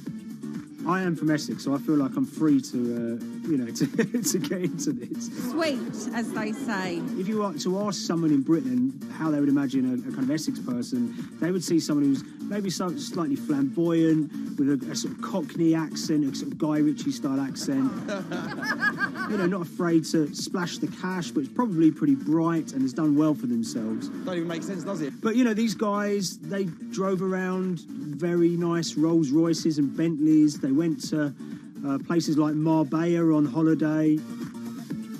Thaden Boyce is a very wealthy place. You have to have considerable income to be able to afford to live in that village. It's a really nice place to live, and it's 20 minutes tube ride away from the city.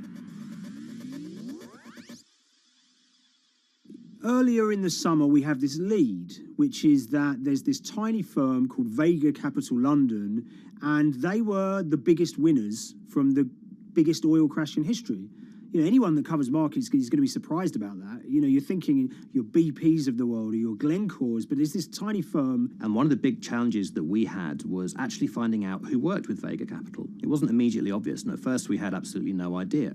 If you go to the Vega Capital website, it says it's under construction. If you do basic online searching, it's very difficult to find anyone who's publicly connected to the company. So inevitably, we're incredibly curious at this point. Like, who the hell are these people? The more reporting we did, the more it became clear that this group were connected socially as well as professionally. They went to weddings together, they played golf together, they would go on holiday together. We found out that a number of them were members of the West Ham Supporters Club in London. A few of them started companies together, so you could see all the connections between them and start to see a distinct group emerging. And it really just was this kind of shock that, this wasn't just like a hedge fund or a firm you'd never heard of. This was actually a group of buddies who all had the same experience on this day and had all made a huge amount of money. So if you're an oil trader, there's a number of different ways you can trade, and probably the most popular is WTI futures contracts. And it's basically a contract that says, I'm going to buy 1,000 barrels of oil from you at this point in the future, or I'm going to sell 1,000 barrels of oil to you at this point in the future. It's actually just a financial contract to gamble on to predict whether oil is going to go up or down. On the 20th of April in Essex, there had been signals for a while that this was going to be an exceptional day in oil markets. And we know that some of them arose early and started their trading in the early hours of the morning while it was still dark outside. Essentially what they were doing is buying contracts that gave them an obligation to buy oil at whatever the price ended up at 2:30 p.m. So they're basically placing a bet that oil was going to fall throughout the day. But they're simultaneously selling lots of oil as well. And whether they make a profit and how much profit they make is the difference between what they buy the oil for and what they sell the oil for. Now, of course, we now know throughout April 20th, the price dropped and dropped. So this is going very well for them. They are committed to selling oil at these prices, and the prices are continuing to fall, which means they're going to be able to offset it and buy oil at cheaper at the end of the day. Now, once it gets to kind of 1:30, 2 p.m., that's when things start to get really interesting. Suddenly there's a kind of influx of buyers and sellers, as desperation increases in the market and trading volumes go up. Now at 2:08 p.m. exactly, something bizarre and unprecedented happened, which is that oil passes into negative territory. And it fell to a record level of minus $38. We've never seen anything like it, period, in terms of the contraction of the global economy. That huge gulf between what they were buying the oil for and what they were selling it for enabled them to make more money than they ever thought possible. So their profit was the difference between minus 37 and all of these positive numbers on every contract they sold. The price of crude briefly hit minus $37 a barrel. For one group of traders operating from a small office, it was a very, very profitable day. It's important to remember this had never happened before in the history of oil trading. No one could have predicted it. I can't think of another example of where you enter a trade and you get paid on both sides. You get paid both to sell and to buy. It's unthinkable. One thing we know about the Cuddles Trading Arcade is that they were very comfortable taking large risks. And, you have to be clear, this was a large risk. Yeah, we spoke to oil traders, both people that know these guys and people that don't, and they all say that this is, incredibly risky. And that's actually what stops a lot of oil traders doing trading like this. They simply aren't willing to stomach the risk. But Cuddles and his friends were. So when the kind of final calculations came down, the group of the 9 most profitable traders made $660 million or thereabouts between them. I mean, if you can imagine, I think 3 or 4 of them made in excess of 100 million each. One of the astonishing things about this trade is that 2 of the individuals who made more than $100 million in a single day were in their 20s. One of them was 22 years old. Only a few years earlier, he'd been posting on his social media about doing teenage stuff with his mates in town and going to see girls and rap music. And here he is a few years later making $100 million in a single day's trading. When me and Liam discovered that, we couldn't believe it. We couldn't believe what we were seeing.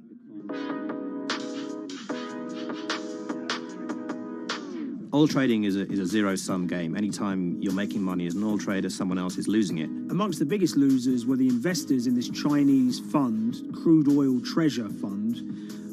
There were thousands of them, and they lost everything. Lots of people had put their savings into oil funds. They lost money that day. Big banks and brokers who sort of stand in the middle of trading parties, they lost money that day. And another interesting thing is that oil-producing countries like Kuwait or Canada, they sell oil as an average of the WTI closing price over the preceding month. So the fact that one of those numbers in that average was minus 37 meant, if you can imagine, countries like Saudi Arabia and Kuwait potentially lost a couple of dollars on every single barrel of oil they sold that month. Vega Capital's traders made such an extraordinary sum of money that it was inevitable there would be some scrutiny of what they did. But it wasn't just the sums of money they made. In the vital half an hour before the settlement price was set, they were by far the biggest sellers of oil futures in the market, which is an incredible thing to think about when you consider that the other participants in that oil market are going to be the world's biggest banks, oil majors, BP and Shell, and here you have a group of 9 guys in Essex who are having this significant influence over a global market for oil. I mean, I think you have to assume that if these guys had made $7 million or $10 million, they probably would be celebrating in Essex right now. But the fact that they made closer to $700 million has meant that they are facing understandable scrutiny. We wrote individually to all the Vega traders who did exceptionally well that day, and we got a letter in response from a law firm representing the group. And the law firm was at pains to point out, number one, they haven't been accused of any wrongdoing, that they all traded independently and separately, and they'd basically all made up their own minds that this was what was going to happen in oil markets based on publicly available knowledge, and decided to execute this trade. What I love about these stories is there's a real variance of opinion, and some people will look at what happened and think that must be dodgy. They all traded at the end of the day. They all made a huge amount of money while all these people lost. That's shocking. But lots of people say these guys are at acute disadvantage. They're in a market that's inhabited by, huge technology-driven funds and firms and oil giants that have got all the advantages in the world, and when you get a bunch of Essex geezers who essentially beat the market and find a way to make a huge amount of money, they should get a pat on the back, really, because that's the dream. Since this happened, a lot of the guys have stopped trading the monthly settlements that they've done so well at in the past. Several of them have set up new companies they've essentially gone very quiet. You know, any kind of social media presence they had has kind of closed down. By all accounts, they're, you know, waiting this out. It's certainly too early to try and predict how the regulatory investigations are going to pan out. You know, we just don't know.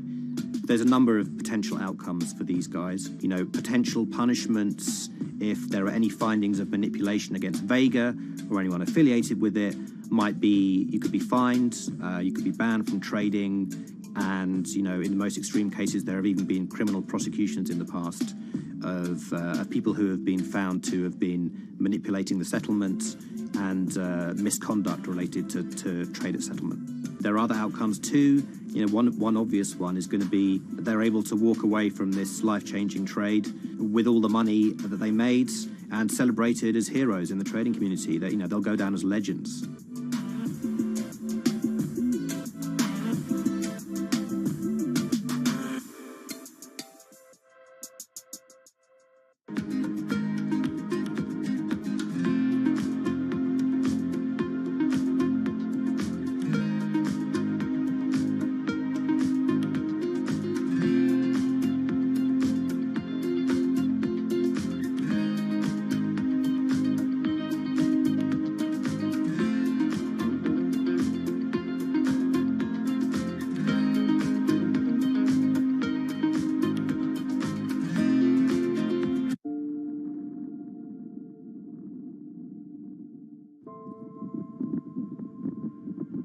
It's very important, given the nature of the climate crisis right now, for the general public to have an understanding of what progress is or is not actually happening. And I think many readers right now, they'll see these hundreds and hundreds of companies making these big, bold climate claims. And they would be forgiven to think that, you know, we're well on our way to meeting the emission reduction trajectory we need to be on. And the reality of the matter is we're just not on that trajectory. And a key reason for this sort of disconnect is the use of offsets that aren't doing what they claim to be doing. We have a massive potential for sort of willful blindness. We can convince ourselves of things regardless of what the facts are. And so that's what tends to happen in these cases. It's not that anybody is setting out to commit climate fraud. They sort of walk themselves into a situation and they convince themselves of one thing, and that allows them to convince themselves of another thing. But at the end of the day, they're doing something that makes no sense at all.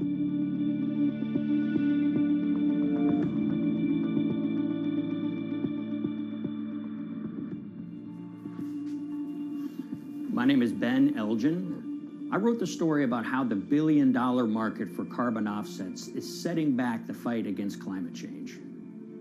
So one of the challenges in reporting on carbon offsets and trying to figure out what's going on is really finding good experts who have been steeped in this marketplace and are willing to candidly talk about it. One of the best people for this is a fellow named Mark Trexler, and I've been talking to him for more than a decade. My name is Mark Trexler. I've worked in climate change for the last 30 years. I was actually hired by the World Resources Institute in Washington to work on the first carbon offset project in 1988. In terms of defining a carbon offset, one of the beauties, so to speak, of greenhouse gases, sort of the silver lining of greenhouse gases, when you put up a molecule of CO2 into the atmosphere, it can be anywhere in the planet in 7 days. And therefore, you know, if there's an option to reduce emissions on the other side of the planet, and you can do that very cheaply as compared to doing it in your factory, for example, then why not pay that person, that factory on the other side of the planet to reduce their emissions? Then you are, in a sense, offsetting your emissions, and the atmosphere doesn't really see your emissions anymore. So carbon offsets have been around for quite some time, and they were actually key with these international climate agreements, such as the Kyoto Protocol, which mandated the wealthiest countries reduce their greenhouse gas emissions. The treaty was signed on the 11th of December, 1997. Decided.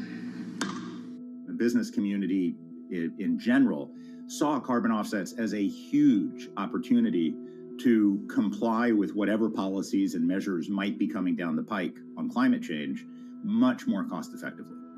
We've seen a huge surge in companies making big proclamations about how they're going carbon neutral or zeroing out all of their carbon emissions. We're going to reduce our carbon footprint to net zero. Unilever is committing to net zero emissions. We can achieve a net zero emissions world. We began looking at these corporate claims of dramatically reduced emissions, and we noticed so many of these companies were using carbon offsets to achieve these aims. And as we began to look at the carbon offset projects themselves, what we found is that the environmental benefits claimed by these companies are not actually what they seem to be.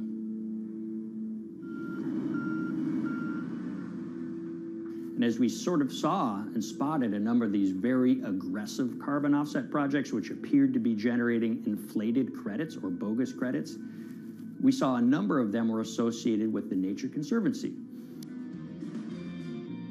This surprised us. The Nature Conservancy is the world's biggest environmental group. They have about $1 billion a year in revenues, and they've been around for 7 decades. They've preserved about 125 million acres of land, and they've done so many good works over the years, and they've been very strong in terms of working with corporate partners. The Nature Conservancy has taken a different approach, a very pragmatic and pro-business approach. They will not go out and criticize a big polluter, but they're very happy to work with them. Some might say that, well, that's selling out, but others would say, and those at the Nature Conservancy would say, these companies have deep pockets. They can help fund important preservation work, and we have absolutely no problem working with them on this stuff. So companies are very warm, and they've partnered with the Nature Conservancy for many years. And yeah, it definitely lends a sheen of credibility to these projects. Here's 20 new reasons to visit Disney World this year. 1, 2, if you look at, for instance, Disney, that's a sprawling company with theme parks and cruise lines that burn up diesel fuel. They have office buildings and television studios that consume electricity. So these companies are trying to make major reductions in their carbon footprints, but it's very difficult to change these fundamental ways their businesses operate. So Disney has been a big buyer of carbon offsets that are orchestrated by the Nature Conservancy. One of the projects that they buy from is called Pennsylvania Ridges. And that's a plot of land. Most of the land is actually about a 3-hour drive outside of Philadelphia. Interestingly, this land, 3,000 of these acres, was actually acquired by the Nature Conservancy in the late 1990s. This land was imminently threatened. There was a pending logging contract on this land. So they do what they've done so well for all of these years, which is they go out, they raise money from local philanthropists, and they go buy this land to protect it from developers and loggers.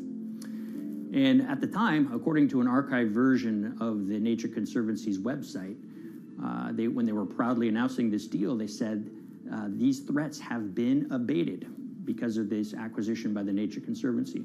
So it's really interesting now, fast forward 2 decades to earlier this year when they put forward this carbon project. And if you look through it, this land is a key part of that carbon project. And what they're now saying is this land is now, once again, imminently threatened. 72% of the trees are going to be cut within 5 years. Now, this is just astounding because this land is owned by the Nature Conservancy. They do not clear-cut land that they've bought through philanthropic donations. So this scenario that they've put forward to get carbon revenues is not really plausible. And what that means is when you have Disney coming in and buying these credits, when it eventually lowers its carbon footprint because of these credits, well, that won't be a credible or truthful claim by Disney.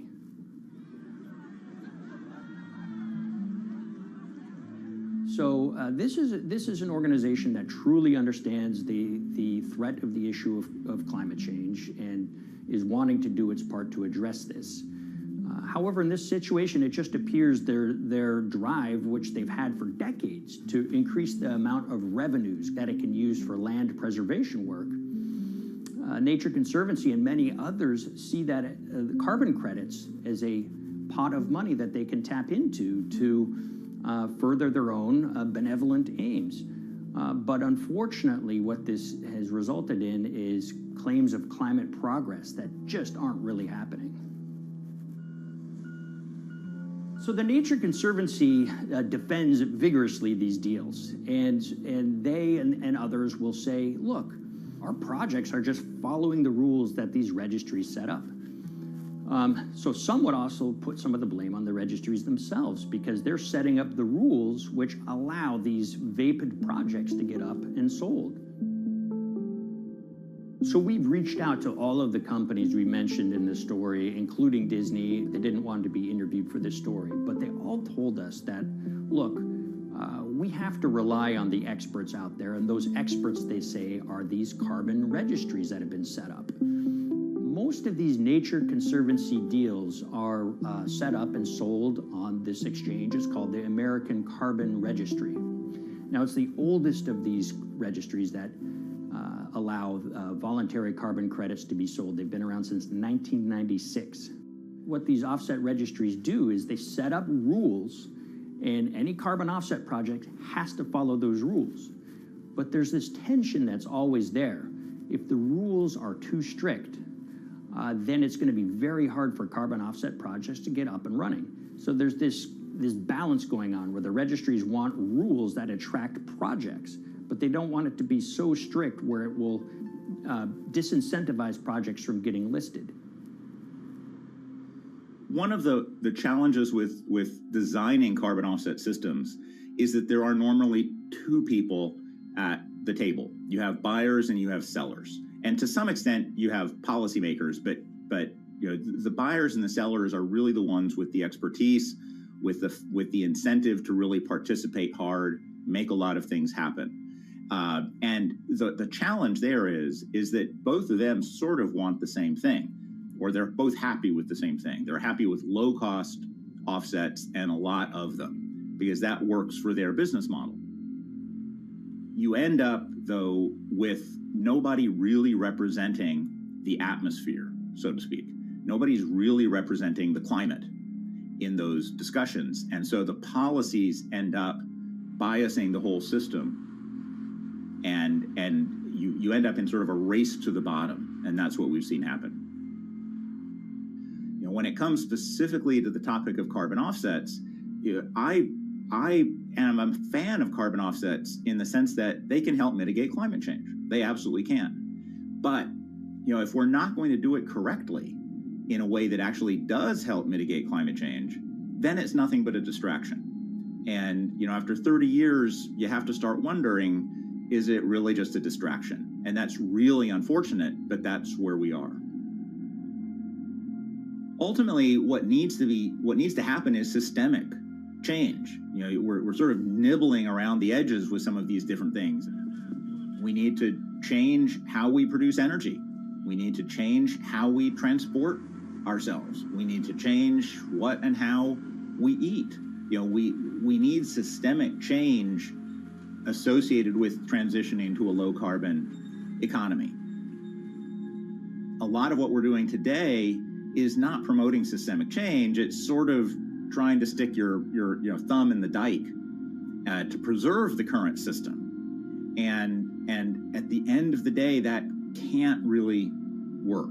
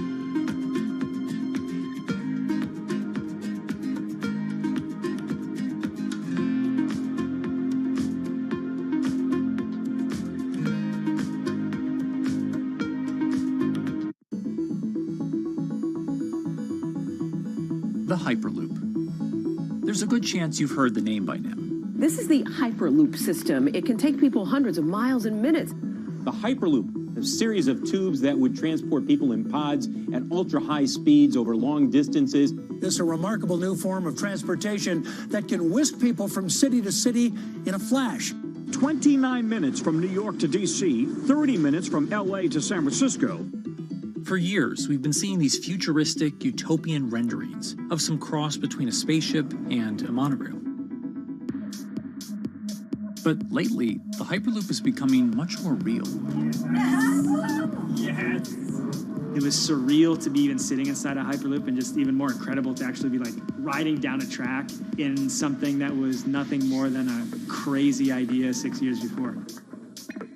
Companies all around the world have been developing and testing the technology needed to propel passengers at speeds of over 1,000 kilometers per hour. But for many, speed is only the first step to unlocking the full transformational effects of a new mode of transportation. Fast is what we just sort of take for granted in the Hyperloop world. It's the network effects that really deliver the benefit. And that opens up a completely different scale of economic opportunity.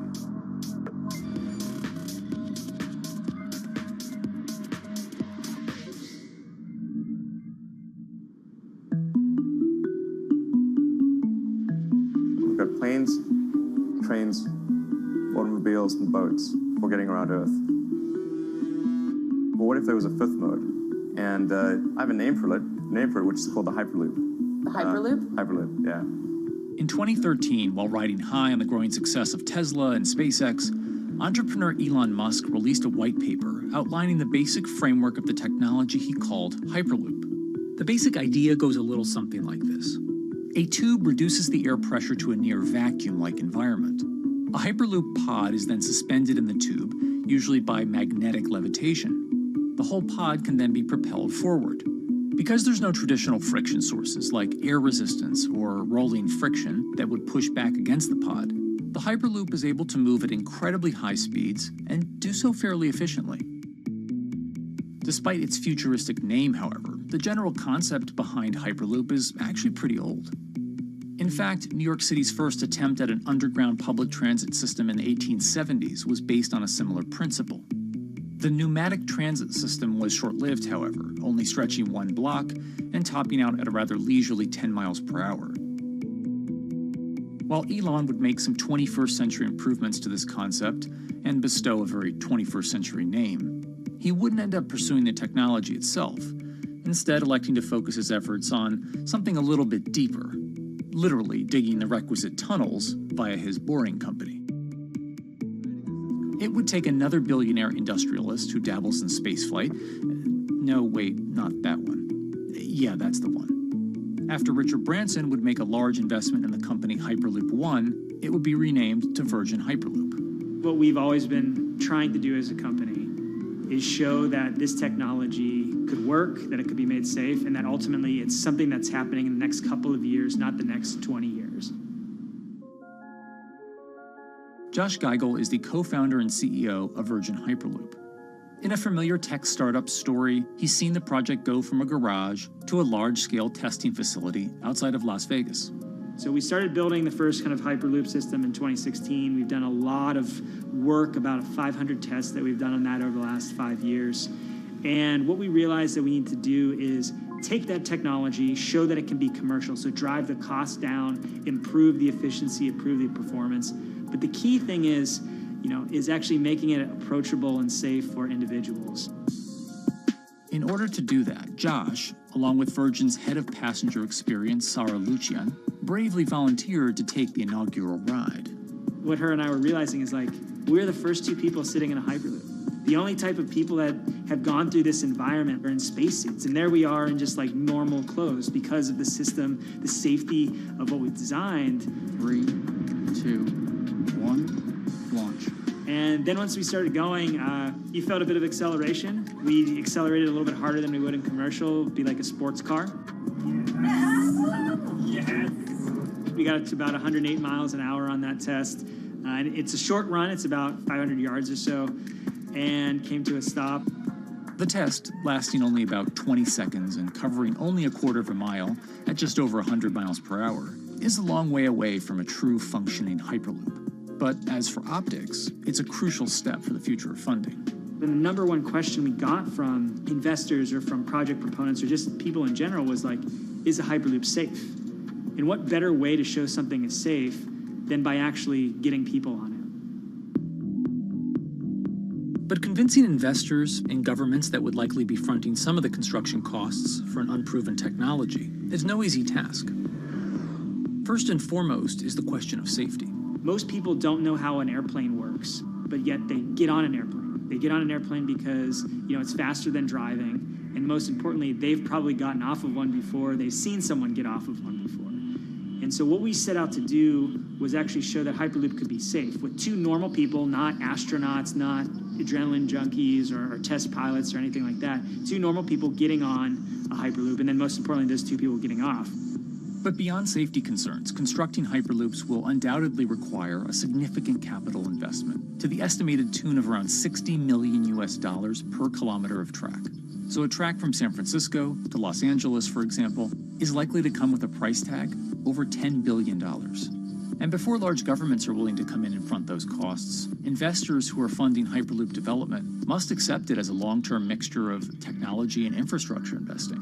Investors that are used to short returns because you're developing apps or something to that effect, those aren't the investors that really get excited about Hyperloop. What you start to see is the people that are looking at platform technologies, right? So this idea that because the smartphone existed, Uber could exist, right? So who are like the Vanderbilts of this century? And that's the part where you're going to get a lot more no's than yeses. But those people that have the ability, the fortitude to stick it out, to see the game-changing platform here, those are the people that we're looking for. And since we've done that passenger test, there has been a lot of interest that's really, this is a lot sooner than I thought.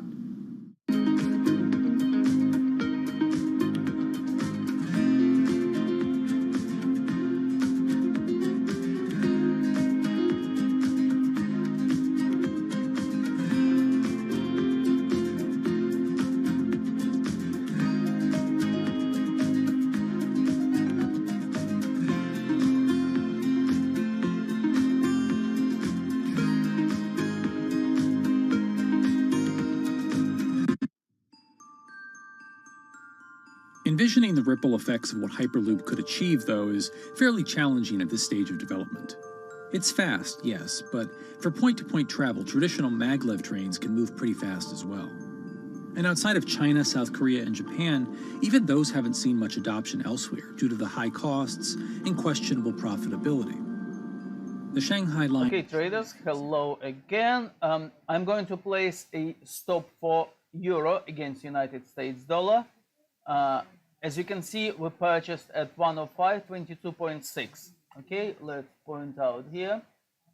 So right now I'm going to place an order to sell if it will move lower at 105, let's say 27.6. Okay, 5 pips above, it will give us £500 in profit. So if you copied your trade yesterday, please place your stop. Don't play a hero. Place your stop for euro against United States dollar, and let's wait. If it will move higher, we will increase our stop on profit. If it will move lower, we will fill the order and with profit, and we will buy at lower level. This is as simple as that. Okay. Okay, guys, stay safe, and I'll speak to you later.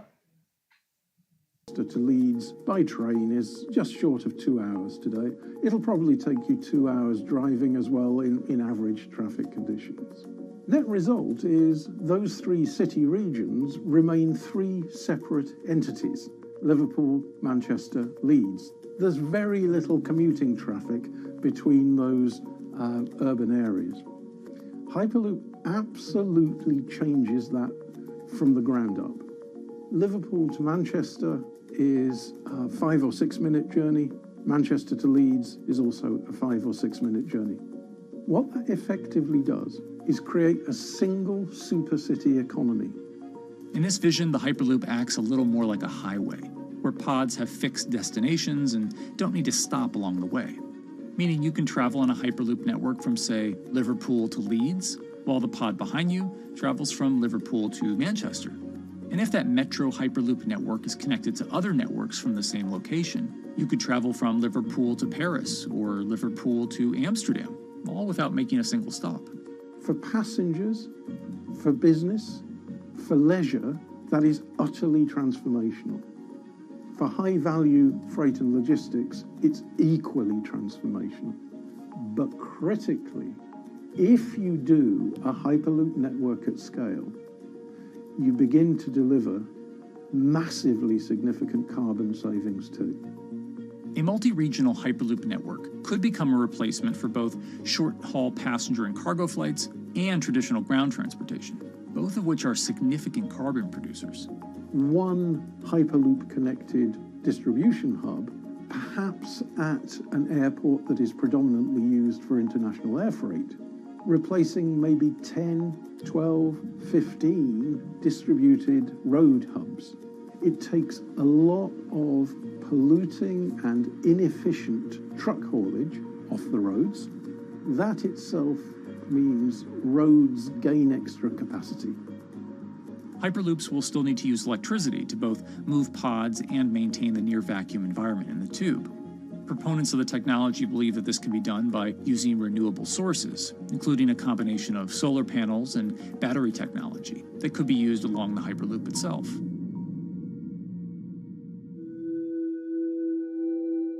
But even with all multipliers of time and carbon emission savings that a Hyperloop network may provide, the investment capital required to actually build such a network becomes even more economically and politically daunting. Committing doesn't mean spending billions on day one. Committing means, how do we phase it?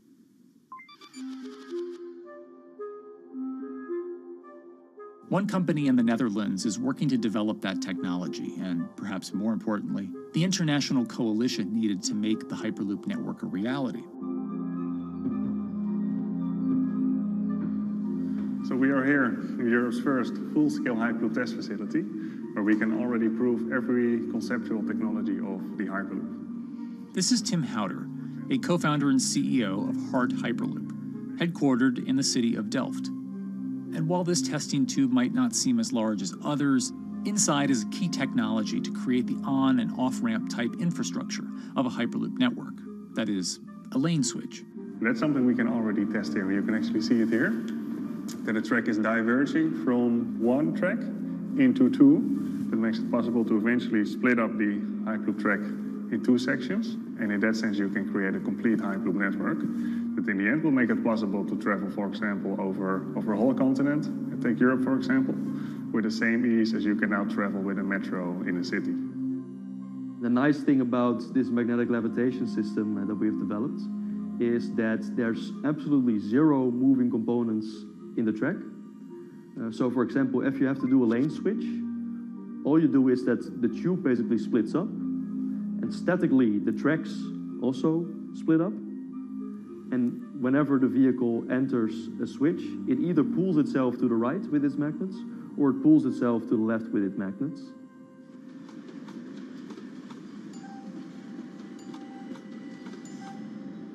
Lane switching on traditional rail requires the physical movement of the rail. Even modern magnetic levitation tracks use lane switching techniques in order to transfer trains from one track to another. And this is a very crucial element, because this is the thing that limits the capacity and, in the end, the usefulness of the rail network. Because the moment that a track is switching, that means that at that moment you are creating an unsafe environment for the trains behind it. So you need a lot of space between trains. But in a Hyperloop, because you have no moving components in the track, all the vehicles can be much closer to each other. You can achieve a very high frequency and basically have your vehicles moving and merging in and out of the network very much like a highway. For now, though, Hart's physical testing has been limited by the size of their tube. Because the test track is only 30 meters long, they haven't tested this lane switch at speeds greater than 20 kilometers per hour. However, the company is working to build a new test site where it plans to increase that testing speed to 300 kilometers per hour. We're now in a phase where we have proven most of the most important technologies in the test facilities that we already have. And we have also demonstrated the viability and the feasibility of a network. If you look at all the subsystems that it consists of, most of those are proven systems, already demonstrated in lab conditions. So we don't really believe that the technology itself is going to be the biggest challenge. Because for all Hyperloop companies out there, actually building a Hyperloop system requires more than just a good product. We're talking about the safety aspects, we're talking about integration into the environment, we're talking about the social aspects.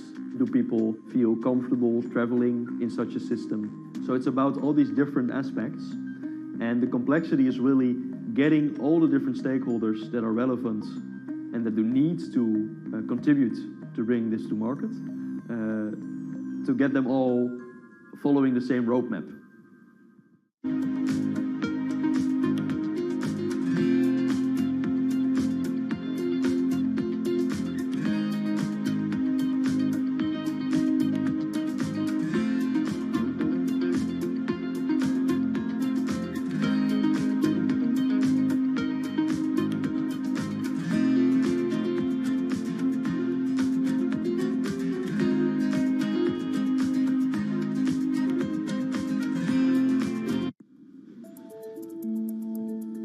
In order to help build this coalition of private and public interest in Hyperloop development, HART in 2018 partnered with other Hyperloop companies from Europe and Canada.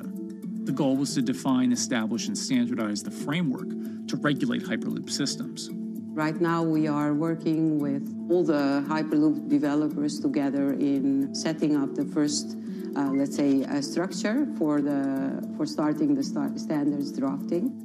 One of the most important goals for HART is interoperability, which is essentially making sure that different systems can communicate with each other.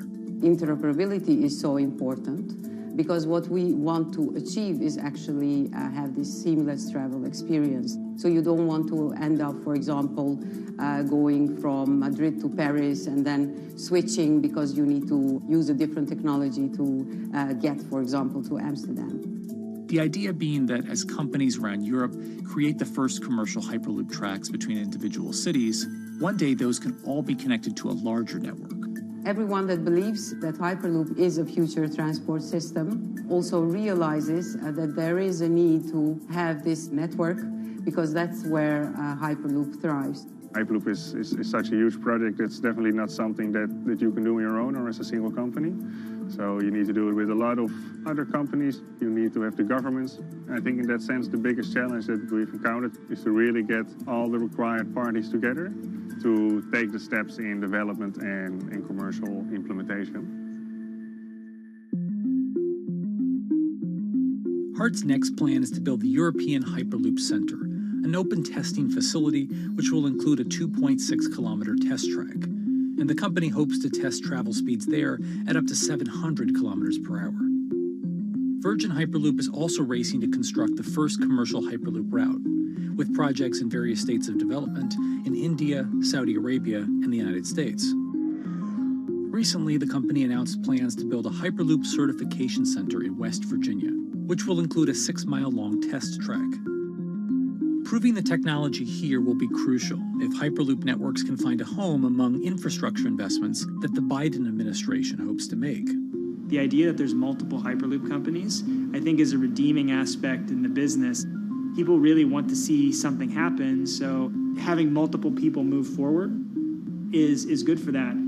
I was struck when Josh and Sarah rode the pod. 2 or 3 of the major outlets used the phrase, "We now have a new mode of transport." And although all of that technology had existed before those 2 human beings rode it, it was the moment at which those 2 human beings traveled that short distance down the tube that in popular imagination, Hyperloop became a mode of transport. The metaphor I use with my team is that, the Wright brothers were first, but none of us fly on Wright Brothers Airlines anymore. If you don't continue to innovate, you're not going to be around, and so we'll continue to be at the forefront of building Hyperloop. Back in 2013, Elon had an idea. I think the difference now in 2021 is some brilliant engineers have spent real time grinding out the details. And I thoroughly expect the next 3 to 5 years to be decisive.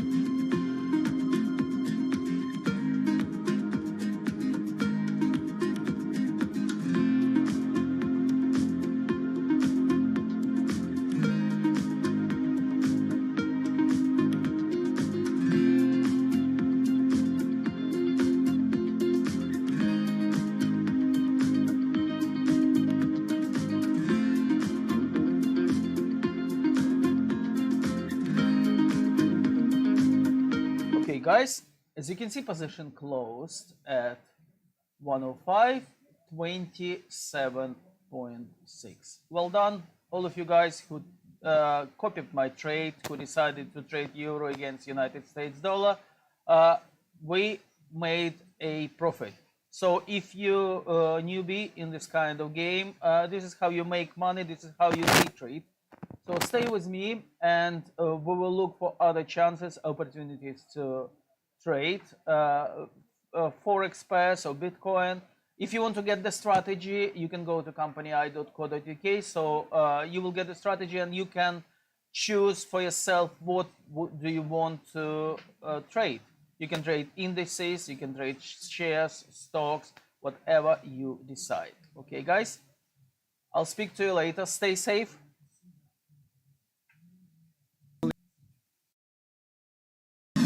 From Bloomberg's global headquarters in New York, I'm Kaylee Lines, and this is Bloomberg Green.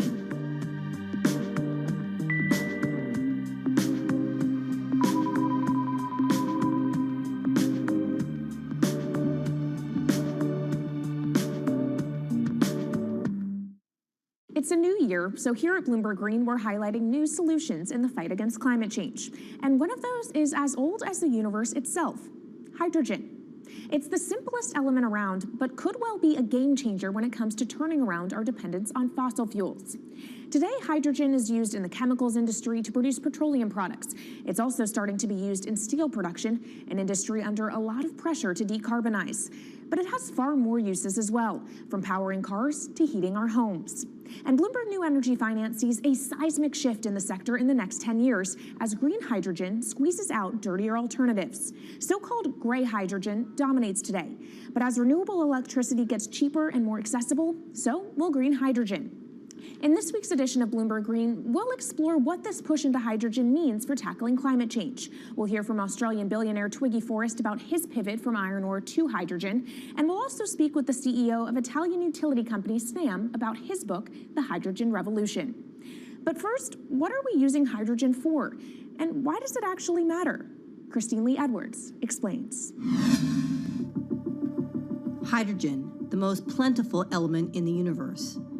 On Earth, we find it mostly bonded to oxygen in the form of water, or in other gases known as hydrocarbons. Hydrogen gas, H2, burns hot and clean, making it an attractive tool in the race to net zero. But isolating hydrogen from other elements is no easy task.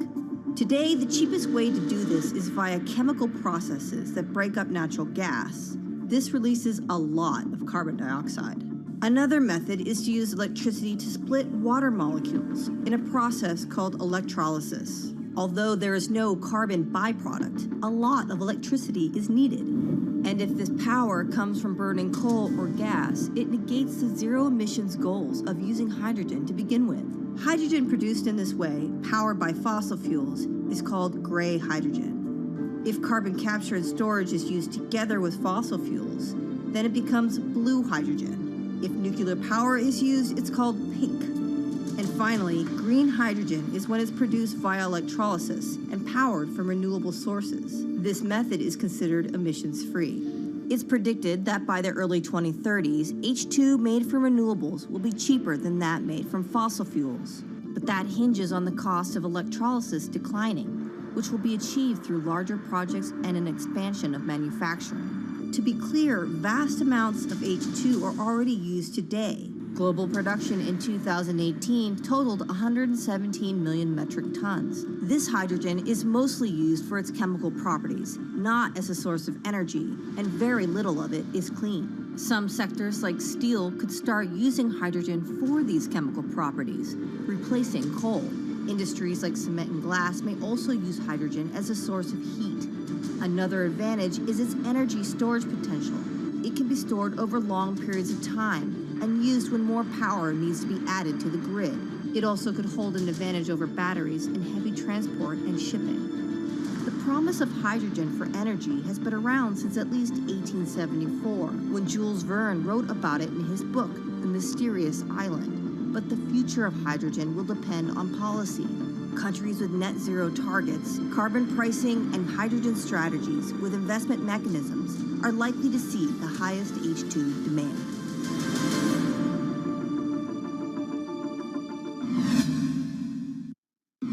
That was Bloomberg's Christine Lee Edwards explaining what hydrogen means for the energy transition. But how are businesses approaching the sector? Well, one of Australia's richest men is making a big play into hydrogen. Andrew Forrest, better known as Twiggy, made his fortune from iron ore, being the chairman, former CEO, and major shareholder in Fortescue Metals, one of the world's biggest miners. But after having made over $10 billion in profit from the metal in the last fiscal year, Twiggy wants to transform Fortescue into a clean energy company. He's been scouring the planet in search of investment opportunities in hydrogen and renewables. The firm plans to allocate up to 10% of its annual profits for green energy investments and is exploring projects across the globe, from Indonesia to Argentina. Francine Lacqua caught up with Twiggy Forrest.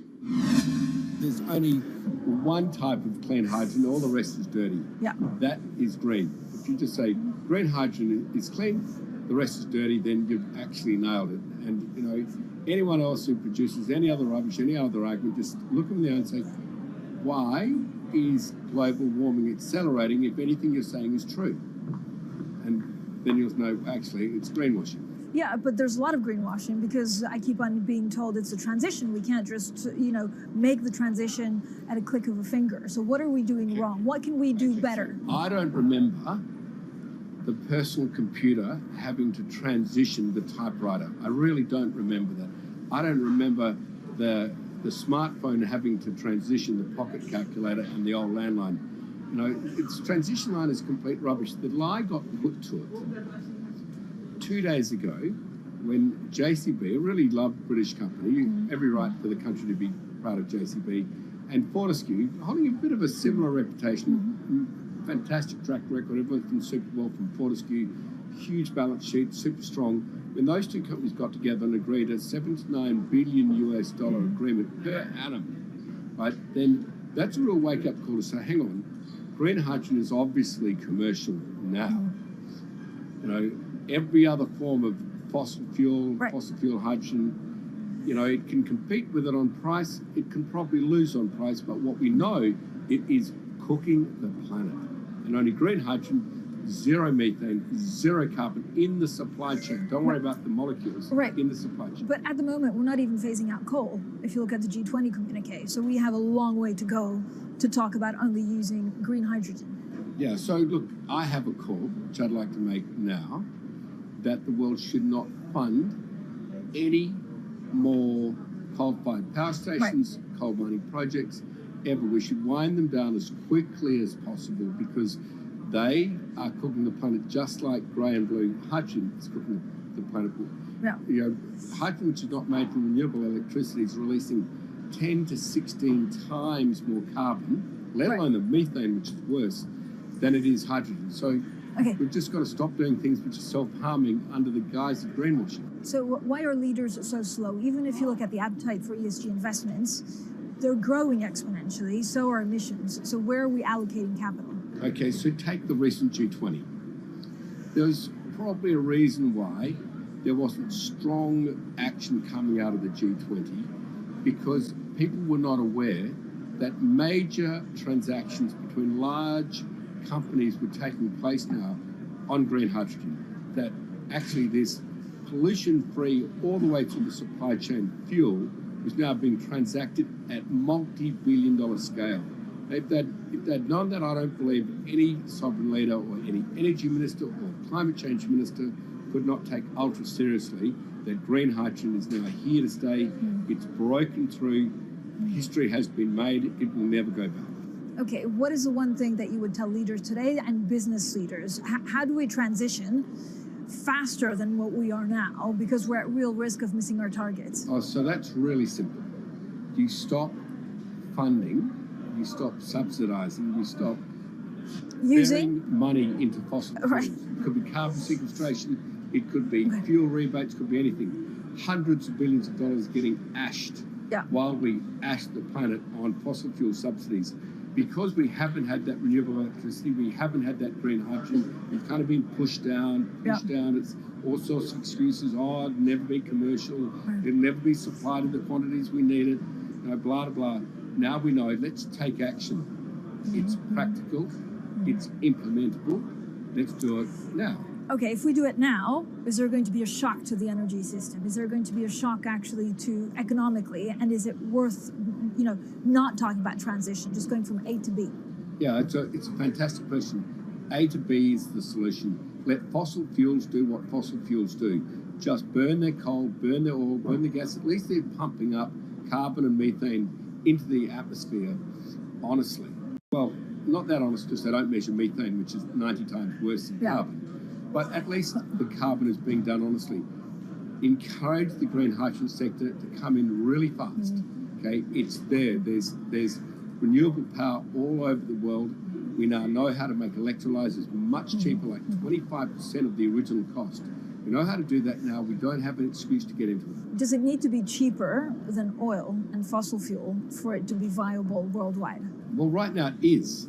Okay, so let's just swallow that bit of financial data. Right now it is cheaper, and it's getting more cheap. It's the only fuel which is declining in value. You don't have enough of it, right, to power the world. Yes, that's only because we haven't had policies to support it. If we had policies to support it 5-10 years ago, it would be everywhere. You'd see the global warming budget start to come down. Now, we've got 5 or 10 years to make a huge difference. I need policy leaders all over the world to appreciate now, okay, big business is transacting with green hydrogen in multi-billion-dollar agreements. We now know it's here and it's here to stay. Let's spread it everywhere. Coming up on the program, the hydrogen revolution. We'll speak with the CEO of Italian utility firm Snam about his new book and why he thinks green hydrogen will be competitive in just 5 years. Plus, how are airlines working to become more sustainable? We'll look at how Airbus plans to step up in the climate fight. This is Bloomberg Green.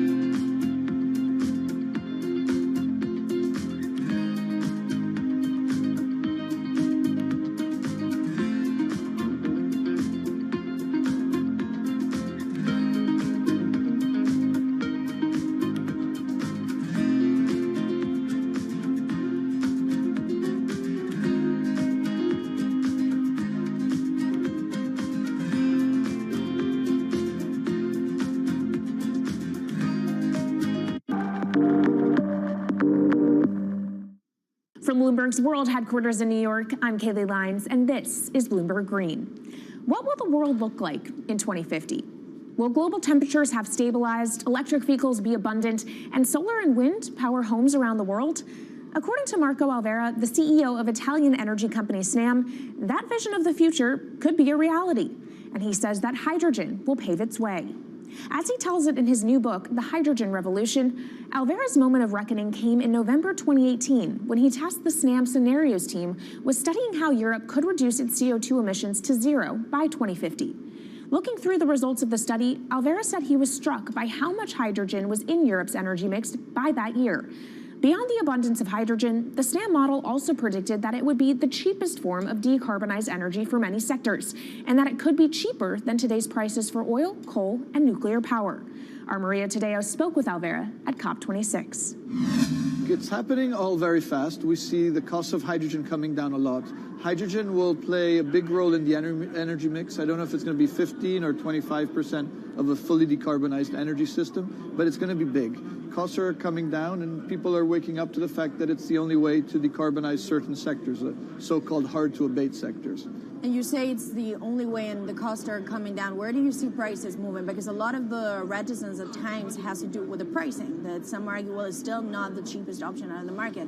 So when I was first working in hydrogen in 2004, it was costing $1,000 per megawatt hour. 2010, 600. Today, 100, and we see it going down to 50 in 5 years' time, and to going down to $25 per megawatt hour in the next 10 years or so, which is a quarter of where it is today. That's really because renewable energy, and we're talking green hydrogen here, renewable energy costs are falling, but the cost of making the electrolyzer, which is the kit that you use to convert solar or wind energy and water into hydrogen, the cost of this kit is falling a lot because it doesn't really exist on an industrial scale. So as we build up capacity, we industrialize it, we standardize it, and we squeeze costs out. That's really the cost trajectory. And for that, of course, you need demand, however, for governments and also institutions to kind of buy into this idea that it is the future and we want to invest and create infrastructure. What are they telling you? When you speak to governments, when you speak to officials, are they keen on this? They're very keen. So the Department of Energy shares our view in the States of getting to below $1 a kilo, which is $25 a megawatt hour.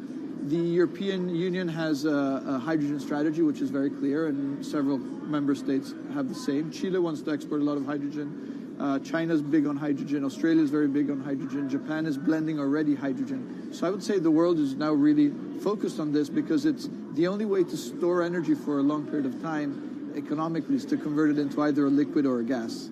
And of course, you talk about the price, but the other big component is the volume. You know, how big can you go? Where do you see that on a time scale? So wherever it's sunny or windy, you can produce very cheap hydrogen eventually. And so compared to oil and gas, which are concentrated in few parts of the world, it's going to be very democratic from that point of view. So every sunny place, every desert, every ocean wind can be turned into hydrogen that we can put on ships, in pipes, and really start trading it around the world. So it's going to happen a lot faster than a lot of people think. So, and when you say a lot faster, what is that in time? As I said, $50, which is essentially oil parity within 5 years. And then, depending on how quickly we ramp it up after that, we could get to $25, which is coal parity before the end of the decade. And in big scale. In big scale, because once you get to coal parity, that's the only way we're going to get China and India to stop burning new coal. We have businesses in China and in India, and I see a lot of hydrogen development, a lot of renewable development in both countries. The India announcement was incredibly strong on 2030. Some people were upset about the 2017 net zero deadline, but when it comes to 30, he announced a big commitment to get to 50% renewables. Were you surprised by it? I was surprised that they would make it so explicit, and even the net zero is a big thing for them. And so I think it will happen faster than 2070 because of the falling cost of renewable and hydrogen. India's burning 80 gigawatt of oil, of diesel, to keep the lights on. So there's an immediate opportunity there, and we're very interested in working in that country. And with regards to China, perhaps the fact that we haven't really seen them active, I guess the diplomats are working on this, but we haven't really seen the leadership. It's going to be technology, it's going to be industry. I think China has committed to a net zero, which is very important. At the G20, China was clearly behind the 1.5 degrees. So I think a lot has been achieved between the G20 and COP. And I think what's really important is to see in the coming years how quick it's in our hands to make part of this happen in 5 years, or it could otherwise happen in 15, 20 years. It's about building the project. The capital is there. We saw how many trillions of dollars are already committed. What's missing is really the projects, and that's where companies like us step in. Marco Alvera, CEO of SNAM there, speaking with our Maria Tadeo. Let's turn now to the aviation industry. It's a big contributor to global greenhouse gas emissions, and it's under pressure to change that. In October, the International Air Transport Association, a trade body representing airlines, approved a target of achieving net zero emissions by 2050. To achieve that, many airlines in the US and Europe are looking to buy sustainable aviation fuel made from renewable sources like used vegetable oil. Initiatives like these are pushing plane makers to come up with some radical new aircraft that will eventually cater to our growing appetite for travel without hurting the environment. We took a look at how Airbus, the world's #2 aircraft manufacturer, is stepping up to the challenge. How long until we can fly emission-free? Airbus says it's more confident by the day it can be done by its 2035 target. Airbus's CEO spoke about its ambitions for hydrogen-powered planes at the company's summit in France. The physics works. Hydrogen technologies are not new. They are used in other sectors. We use them in space on our rockets, and we don't need the laws of physics to change to be able to use hydrogen on our planes. So every day we become more confident, but we think we need to have a plane, we need to have the right fuels, the hydrogen available in the right quantity at the right place at the right time, and we need the regulations to be ready. So we really need the work and the collaboration of many people around the globe to make it happen on time. But it could be a long wait until green passenger jets go mainstream. Larger aircraft with more than 150 seats are not expected to feature globally until about 2050. That means manufacturers and airlines today are under growing pressure to ramp up short-term innovations to cut their carbon. In the long term, meeting the ambitious plans for so-called green hydrogen means building a giant industry almost from scratch. To make that happen, British airline EasyJet is among those saying governments need to get involved and fast. Aviation's emissions over the last 3 decades leading up to the pandemic grew by about 80% to over 1 gigaton, and that's projected to double by 2050. According to Bloomberg NEF, about half of the airlines with the largest global market share have set net zero targets by that same date, nearly 3 decades away. Coming up, from blue sky projects to the bottom line. We'll speak with our Bloomberg NEF expert Meredith Annex and dig into their models about how hydrogen fits into the future energy mix. This is Bloomberg Green.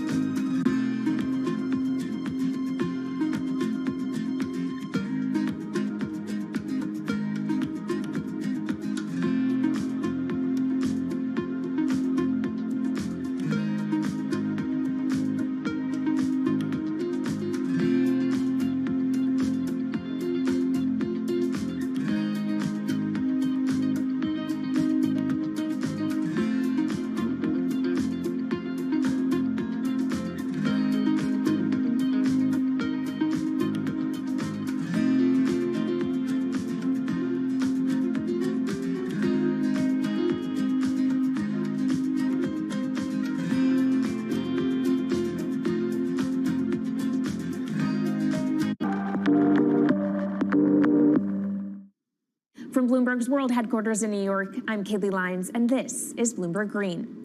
Now let's bring in Meredith Annex, our Bloomberg NEF hydrogen specialist, to talk more about how hydrogen could change the energy landscape.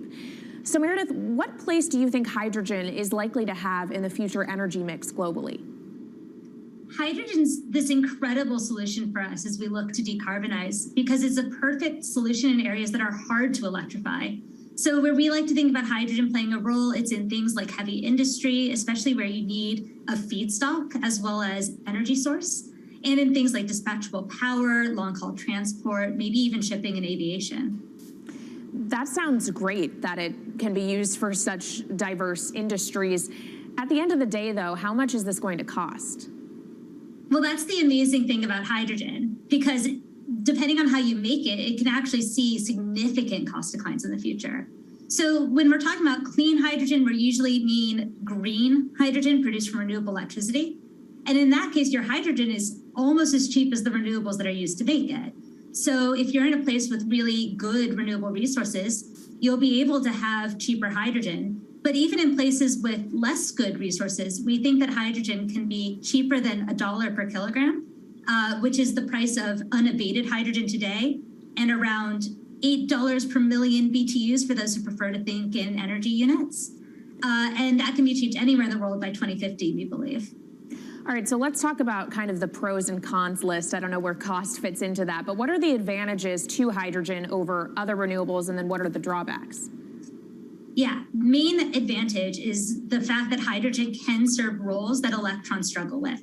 And that's things like seasonal storage, for instance, or just anything where you need storability, where electrons are harder to store, hydrogen is going to be easier.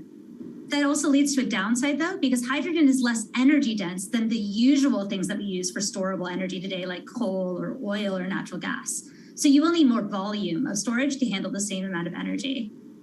Let's talk about the viability as well and how it may differ in different geographies. What is your view on that?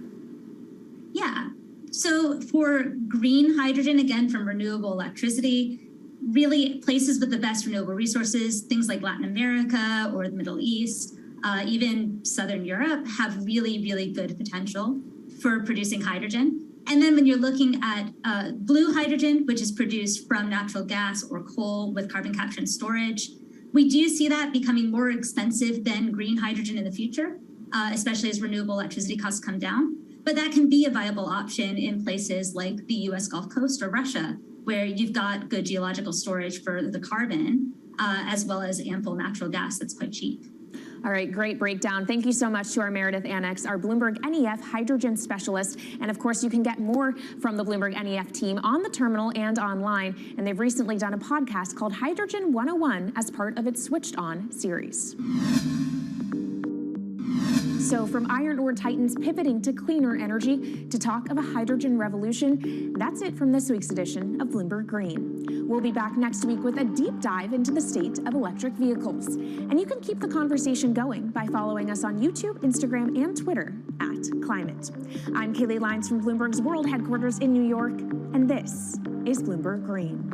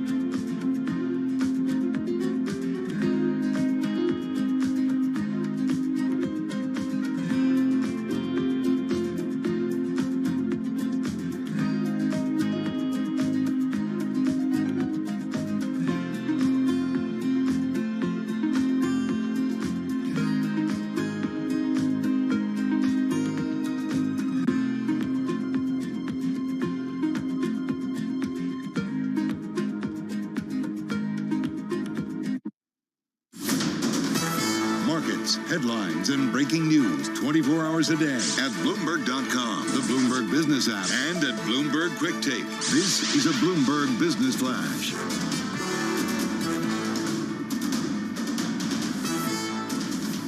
From Bloomberg World Headquarters, I'm Charlie Pellet. It's been a volatile session. Traders awaiting more clues on the Federal Reserve's plans to bring down the hottest inflation in 4 decades without triggering a recession.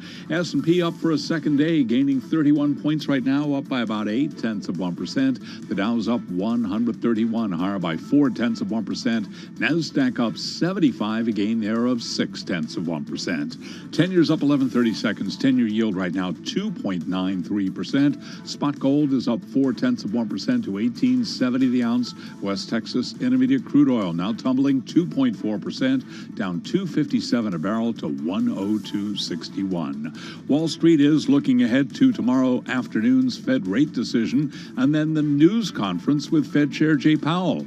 Lara Rame is chief U.S. economist at FS Investments. Clearly, given that they're front-loading their rate hikes, we're going to get that 50 basis point rate hike tomorrow, probably another one in June. They're trying to really tighten conditions fast in the first half of the year. I think the second half of the year, it gets more precarious. And Fed Chair Jay Powell's news conference begins 2:30 Wall Street time, as is the custom. We will have it for you live right here from beginning to end, right here on Bloomberg Radio. AT&T is raising prices on mobile service plans in an effort to squeeze more revenue from customers and blunt the effects of quickening inflation. The price increases mark a high-profile reversal for an industry that has mostly competed for new customers with discounts, free phones, and low-priced family plans. Today, we're seeing AT&T shares up 1.7%, rival Verizon up 1.9%, T-Mobile shares up by 0.4%. Recapping, stocks are higher with the S&P off session highs up 25 points, a gain now of 0.6%. I'm Charlie Pelleton. That is a Bloomberg Business Flash. This is Bloomberg Business Week. Insight from the reporters and editors who bring you America's most trusted business magazine, plus global business, finance, and tech news as it happens. Bloomberg Business Week with Carol Masser and Bloomberg Quick Takes Tim Stenovic on Bloomberg Radio. And a very good afternoon, everyone. This is Bloomberg Business Week. We are live at the Milken Institute Global Conference, Day 2 here on this Tuesday, May 3rd, 2022. We are live in Beverly Hills. We are streaming on YouTube and, of course, here on Bloomberg Radio. Carol Masser, Tim Stenovic, and Day 2. What do you make? It's still packed. The energy is high. It is. It is. Yeah, it's been a great conference so far. I think a lot of people are doing, from what I've talked to, a lot of people are going to the panels. A lot of people are doing one-on-one meetings. And it really seems like people are reuniting after being gone and doing virtual meetings for so long. That's what I heard from one of my panelists. He said, it's my first time at Milken. I'm like, oh, so what have you gone to see? He goes, one-on-one, because I've been having all these meetings. Yeah, I met up with people last night between dinners. People are getting drinks with other people. It's like this return to normalcy is certainly what it feels like. All right, we're going to highlight some of the discussions we've been having here. A great lineup, including Barry Sternlicht over at Starwood Capital. He knows about real estate, but he has got his hands in everything, energy, infrastructure. So he's going to be joining us. And so too is Mark Carney, former Bank of England governor, Brookfield, Vice Chair.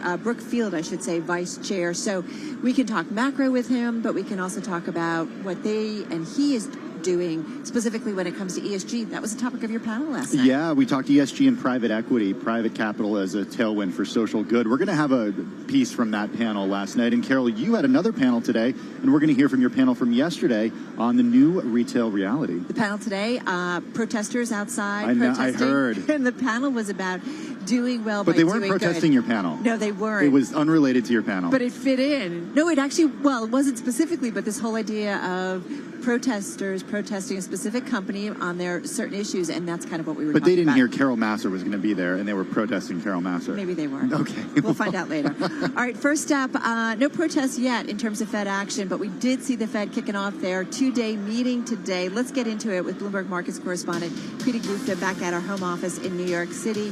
The market drivers report and the Business Week agenda. Take it away, Kriti. TikTok Some enthusiasm, certainly in the equity markets, and it feels like the yield market, Treasury, is settling down a little bit. Yeah, a little bit. I guess I'm holding down the fort here. It's fine. I can do that. You guys go have all the fun. I'll do it here solo in studio. To your point, Carol, it is a lot of green on the screen, and I think this is what's really surprising, because usually when you see this kind of move in the market, it isn't happening the day before a historic Fed decision, or at least that's what the market's anticipating, 50 basis points going into tomorrow's meeting. That's what's priced in. But usually when we see that kind of hawkishness expected from the Federal Reserve, we see a complete risk-off movement the day, or at least the 2 days before. So to see a lot of green on the screen is very unusual. Really keep an eye on these markets going into the close, because really in that last hour of trading, anything can happen. And Carol, you also mentioned the bond market here. Bonds actually catching a bid. That's not usually something you would see ahead of an idea or ahead of a time frame when the Fed is expected to raise rates, and not just raise rates, but raise it by 50 basis points.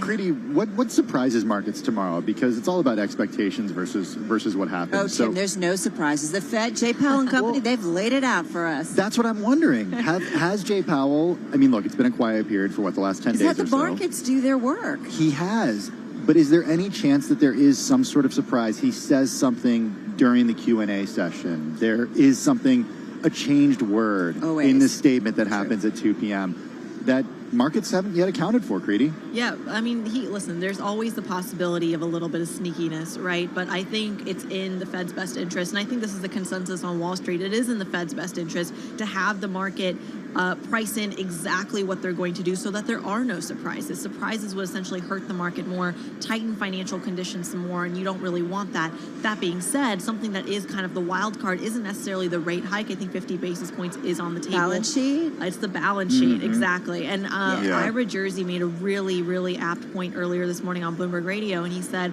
well, forget the Fed at 2 o'clock. You have an 8:30 a.m. announcement from the Treasury when you actually talk about how the balance sheet is going to get run off, essentially the reinvestment or the lack of reinvestment. Well, that all happens through the Treasury in particular. So the Treasury due to make an announcement at 8:30, and that's where you could see some clues ahead of the 2 p.m. Fed decision. Any equity stories we need to be aware of? On the micro front, I mean, listen, there's so many earnings stories, and there's one common theme. They're worried about growth, they're worried about inflation, but they're still holding strong, and that's going to be a really key theme. We actually had Romain Bostic in the last hour on Bloomberg TV. He was at Milken, and you guys tell me if this is true, but he told us. What? I saw Romain. Bostic. I thought I saw him wandering around He was here. with us on the simulcast yesterday. Yeah, he makes an appearance from now and then. And he came out and he said, well, the sentiment at Milken, correct me if I'm wrong, guys, is that people are optimistic about the U.S. kind of weathering a recession. That's something you're hearing in the earnings story as well. Certainly more optimistic in the U.S. than their views on Europe, and that's something that we heard yesterday repeatedly. But also keep in mind that a lot of the people who we see here at Milken, yes, they're concerned about the macro environment, but they're on the private side. So the volatility that we see in the U.S. equity market, volatility that we see in the bond market, isn't necessarily something that concerns them to the same extent that it would concern investors in the public markets. It's a big point. Yeah. It is a really huge point. All right, what would shock you in terms of the Fed decision tomorrow? Oh, man, this is a hard one. I guess I have to look at, the dot plot is always going to be a big one. How many people are looking to be more hawkish? One of the big concerns going in here is simply the market has been ahead of the Fed. Now there are calls for 75 basis points. How many people within the FOMC actually think 75 basis points on the table? And that dot plot is really going to reveal a lot when it comes to how they're thinking. Scatter platter. That's what I call it, the scatter platter. I also think, it's less, Carol, about tomorrow and what the Fed does tomorrow, because the market knows what it's going to do and what they signal about the next next meeting. They don't know what they're going to do after this meeting. Because they're data dependent. Well, because they're waiting for the data. They're waiting for Friday's jobs report. Throw one more word in there, Tim. All right. All right, Creedy Gupta, thank you so much. Thanks for holding down the fort back there at Bloomberg headquarters in New York City. She's, of course, Bloomberg Markets correspondent here for us. I'm really looking forward to our lineup. Yeah, we got Barry Sternlicht joining us from Starwood. He's the guy who created the W Hotels brand, One Hotels brand. Stay there often. And more. Excited to hear also his real estate investments. Yeah. And thinking about what single-family homes are looking like around the U.S. Well, and he's done some multifamily investments around the country, so curious to see where he is putting some new money. All right, right now, we got to get a check on world and national news, some really big stories. Covering it all, Nancy Lyons in our 99.1 newsroom in Washington, D.C. Hey, Nance. Jones. Thanks, Carol. Supreme Court Chief Justice John Roberts is confirming that a draft opinion leaked to Politico is authentic, but far from final. And he says he's requesting an investigation into the leak.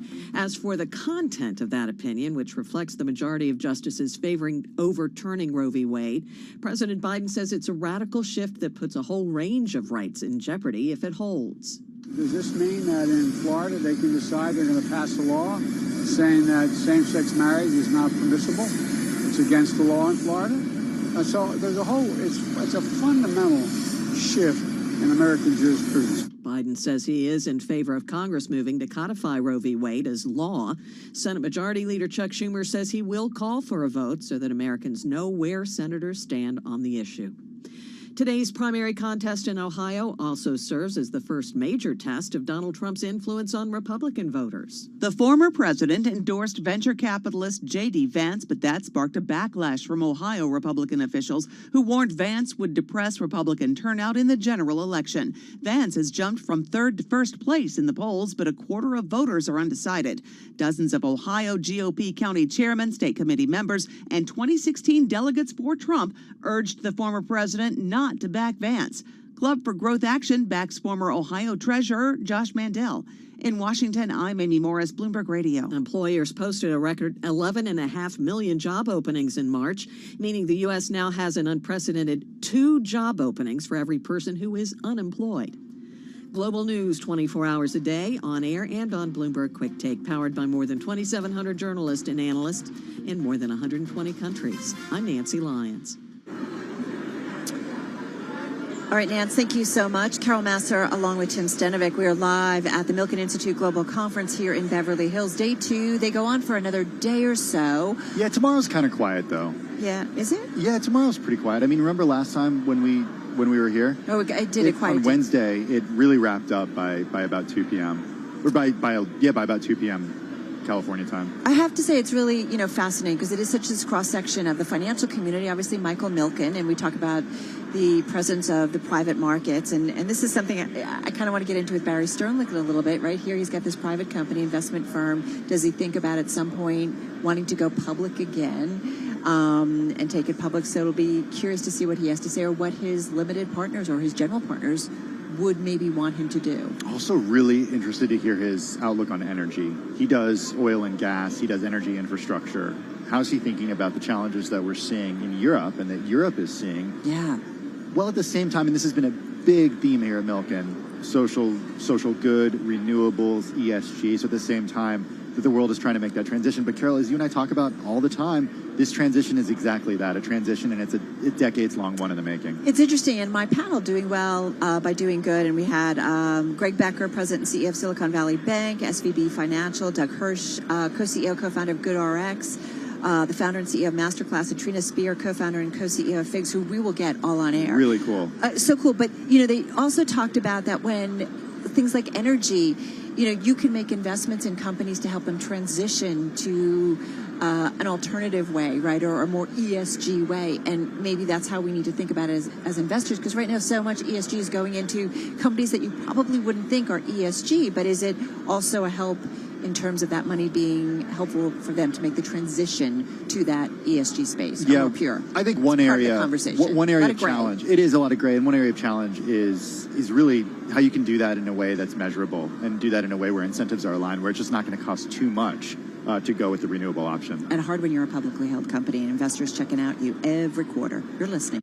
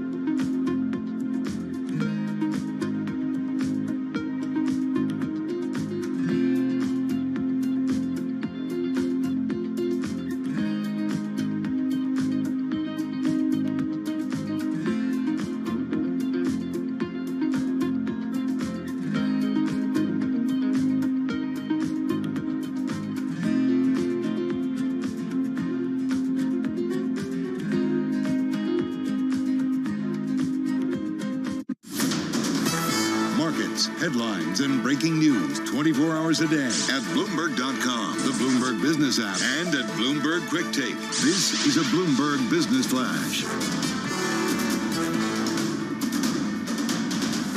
From Bloomberg World Headquarters, I'm Charlie Pellet. Stocks are now fading. NASDAQ on the minus side, down 8 points right now, drop of less than 0.1%. The Dow now negative as well, down 4 points, just turning into the red, down less than 0.1%. The S&P, though, holding on to a 9-point gain, up now by about 0.2%. Stocks have paired gains in another volatile session. Traders are awaiting more clues on whether the Federal Reserve will be able to pull off a soft landing that brings inflation down without triggering a recession. The 10-year up 8/30 seconds, 10-year yield retreating to 2.94%. Spot gold up $4 the ounce to $18.67, up 0.2%. West Texas Intermediate crude down 2.6%, 102.43 for a barrel of WTI.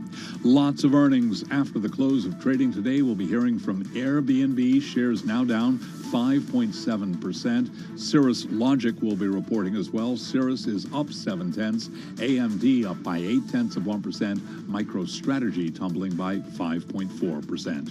Recapping stocks mixed. The Dow, NASDAQ lower, S&P higher, up 10, now a gain of 0.3%. I'm Charlie Pellet. That is a Bloomberg Business Flash. Remind me of everyone's, tell me your names. Tim Carroll. Tim Carroll. All right, Charlie Pellet, thank you so much. You are listening to Bloomberg Business Week. Carol Master along with Tim Stenovic. We're live at Milken Institute Global Conference here in Beverly Hills. Great guest coming up, and we want to introduce her. Katie Koch, she is CIO of Public Equity over Goldman Sachs Asset Management. You've got a lot that you're overseeing. Is it $400 billion? 400 billion, yeah. Yeah, nothing. All yours. all our clients. Oh, okay. Nothing to worry about. Let's start macro, because I do feel like what's great about Milken is you get to talk to so many different leaders from so many different walks of life, and kind of the private markets are like, we're not so worried. The public markets are a little bit more worried, and CEOs are just trying to like put out fire after fire and hire all the people they need. How do you see the macro environment? First of all, that was an awesome summary of what's happening at Milken, Carol. Very good. Totally agree with all of that. Thank you.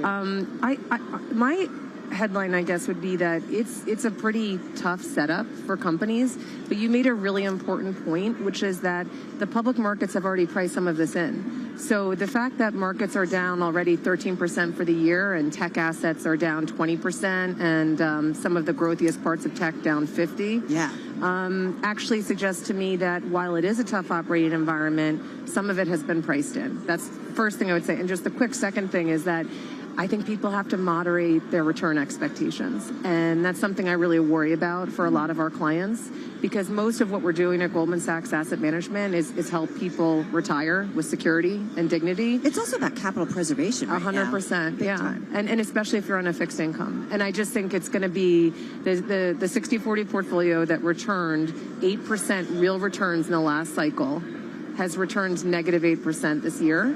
I don't think that we're going to have a lost decade like the 70s, but I think return's going to be harder to come by, and we're working really hard to find those opportunities for clients where we can get some return. What's more realistic returns at this point? Because I do think investors have gotten spoiled a bit. Yeah. Well, the 100-year return is for that portfolio is about 5%. So I think that's real, right? 5% real returns. And I think that's a reasonable expectation that hopefully we can get to over the next decade, but it's going to take a lot of hard work and looking in new places too. That's really moderating from what we saw just in the S&P 500 over the last 3 years. Yeah, well, it's a little bit harder to generate returns when capital costs something, inflation is back, and investors want to have and profitability is moderating, and investors are not willing to buy growth at any price. It's a tougher environment. So where are we in the cycle? When would we see a return to what we saw over the last 10, 15 years? I think it's going to take a while for us to work ourselves out of this. I will say that, just most of what we do in our business is we look at the world bottom up for opportunities. And I want to acknowledge my bias in saying this because I run an active business. But if you have a more difficult operating backdrop and capital is not free, as an example, actually you should get a lot of differentiated returns at the company levels and picking sectors and spots. So I'll just end by saying, people are throwing in the towel on growth. I think this would be a very inopportune moment, and we're not doing that for our clients to give up on growth. if growth is scarce, which we are probably headed into an environment where that's true, it will eventually re-rate. And you can buy some amazing growth opportunities in the tech space at actually valuations that are 2/3 cheaper than they were 6 months ago, in software in particular. So there's a very famous quote from Robert Smith. He says, software is better than first lien debt, which meaning that this software is so central to the running of a business that these management teams are going to absolutely continue to pay that software bill, maybe even before the debt. I mean, it's a great phrase. When we meet lots of management companies management teams and CEOs across the world, I have yet to meet one that says, you know what, when this environment becomes difficult, I'm cutting my tech bill. I think they'll cut back on T&E, but I don't think they're going to stop digitalizing their business if they want to win in their category. So I like to own things for my clients that my other CEOs are buying. Yeah. And software, digitalization of businesses, moving workloads to the cloud. Obviously, cyber, incredible space to be because the current geopolitical backdrop is creating big tailwinds around that. We're talking with Katie Koch. She's the CIO of Public Equity over at Goldman Sachs Asset Management. It's so funny that you say that about technology. I did a panel here at Milken yesterday about retail's new reality. So it was the CEO of Lowe's, it was the CEO of Kroger, the CEO of Stitch Fit. Authentic Brands. I keep saying it wrong. Authentic Brands. Thank you for the assist. But what's interesting is the theme was technology and use of it. And we saw it even increasingly so right during the pandemic. And they all said, like, that's top of mind for them. Yeah. Like, nobody, right? Like, they've got to be there. And they've got to make And they're not like tech-first companies. Stitch Fix maybe more so. They are tech-enabled. Exactly. What did they say about the consumer? Were they worried about consumer spending? I have to say there was, like, out of the gate cautious optimism. Yeah. That was, like, kind of the theme. They are still seeing consumers spend. In terms of Authentic Brands said, you know, consumers are buying a larger ticket, but they're spending less time on platforms and they're buying less stuff. So they may be spending on fewer items and stuff. That's what we see. Kroger's still seeing people eat at home and buy food and all that stuff, and Lowe's is still busy in terms of the home improvement market. Yeah, but I do felt like there was like everybody sitting a little bit on the edge. Yeah, no, I think that's the right takeaway from that. I mean, the right now data on the consumer is very strong. I run, in addition to a fundamental business, a quant business, and we're ingesting that credit card data all day long. And the right now data suggests that consumer strong spend has shifted to experience over things, which you alluded to, Carol. That's for sure. Travel right now, strong. Right. We like concerts. That's an experience. But I have to say, at the margin, I'm a little bit more concerned about the next 6 to 12 months for the consumer. I don't know if you guys filled up your gas tank while you've been out here at Milken. Just talking about it. Yeah. $6 a gallon. And actually, you said the Lowe's CEO was on that. We met with the Lowe's CEO, Home Depot CEO. They said once gas gets meaningfully over $4, which 6 is, it really starts to hit their core consumer. I love that you said who you talk to. I mean, who do you talk to? What metrics are you following that give you some clues? I mean, obviously there are a lot of metrics we all follow, but I do feel like it's the nuances in data that will tell us be much richer. I think you have to look at a cross section. So, for example, Visa and MasterCard had great earnings last week. Visa in particular, revenues up 5%, as I said, showing consumer very strong.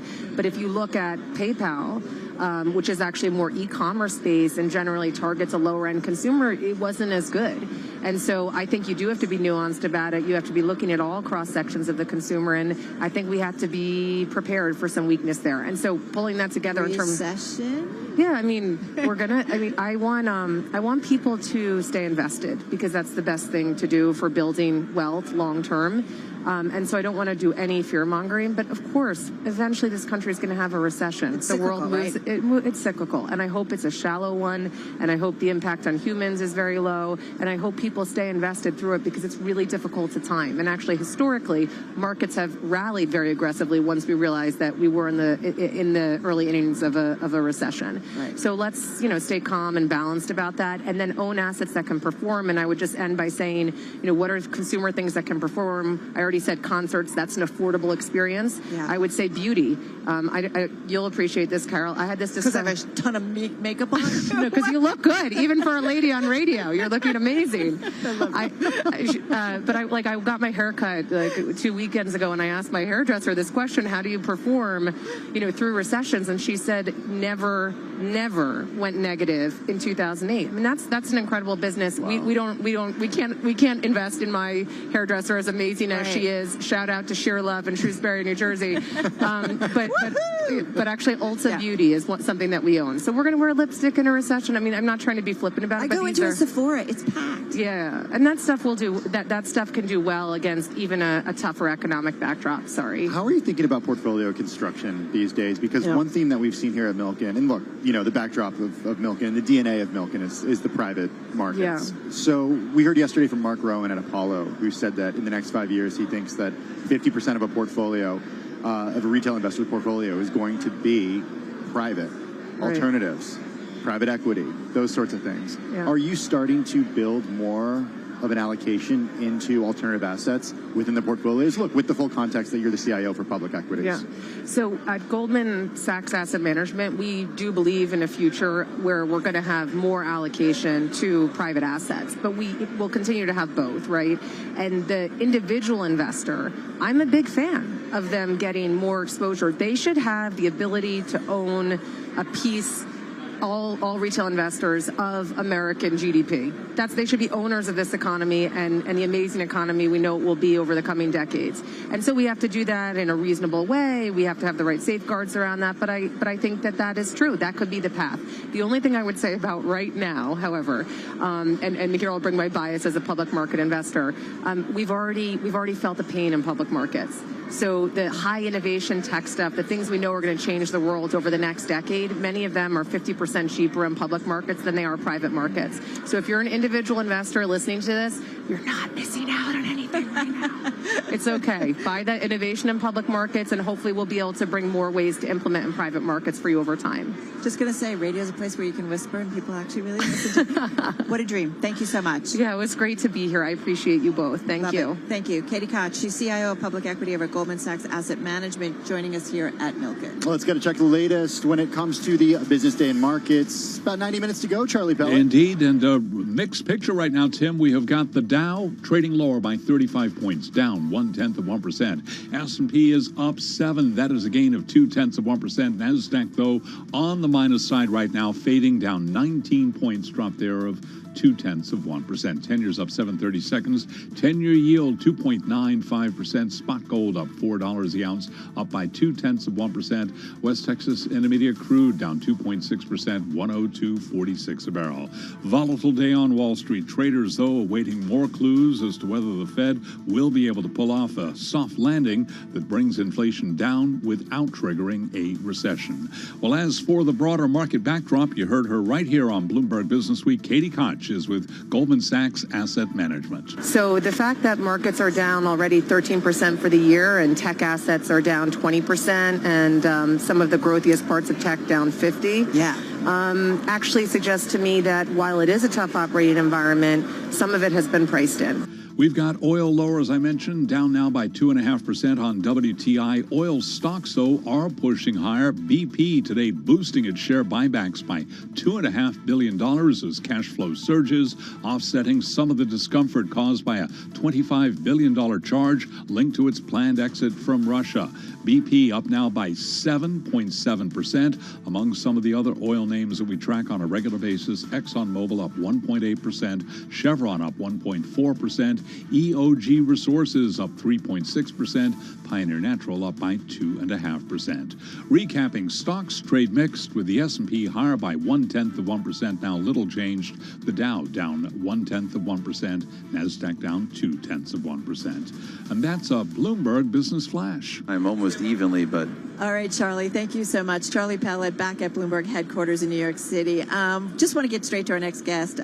Barry Sternlicht is with us, Chairman and CEO of Starwood Capital Group here at Milken. How are you? I'm good, thank you. It was nice to be in LA, you know. What's not to love? There's a lot to love. I know. I mean, I think what's not to love is that we're inside rather than outside. Correct. You should do this outdoors next time. Hey, duly Maybe noted. too much wind. Duly noted. What's top of mind for you right now?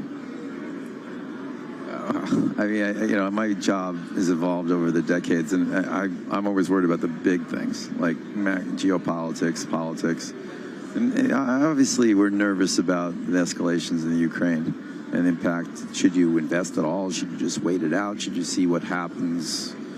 What's the end game? I know there's a panel on this, and I ran into Steve Mnuchin, who I know. I'm not even sure Putin knows what his end game is.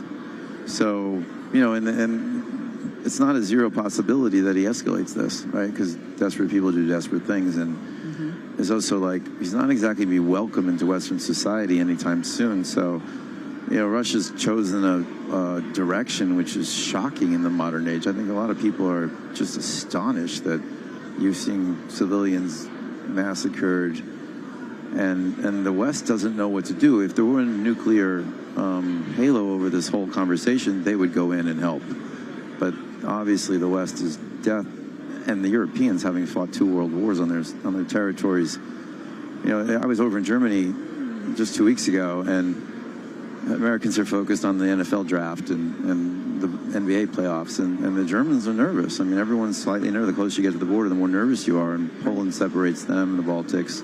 We have investments in the Nordics and in Norway and Finland. We're actually selling some stuff we have in Finland right now. So it's definitely a cloud. It's a sort of a big storm cloud on the investing horizon. Whatever you're investing in, you wake up in the morning and they've done something crazy, you're nervous. So nervousness leads to the equity markets decline. Probably we've slowed down our pace of investing. We invested $16 billion in property globally last year. Yeah. That's just equity, so probably that was $30 or $40 billion total. And we're still cherry picking, but you're just more cautious. And cautiousness is what's going to cause the economy to slow across the board. There's no doubt that it will slow. Okay, you said you're cherry picking. What are the opportunities that you're finding right now? One of the beauties of the public markets is they screw things up. They go to excess companies way over net asset value and at deep discounts to asset value. So we try to find the things where we think they're wrong.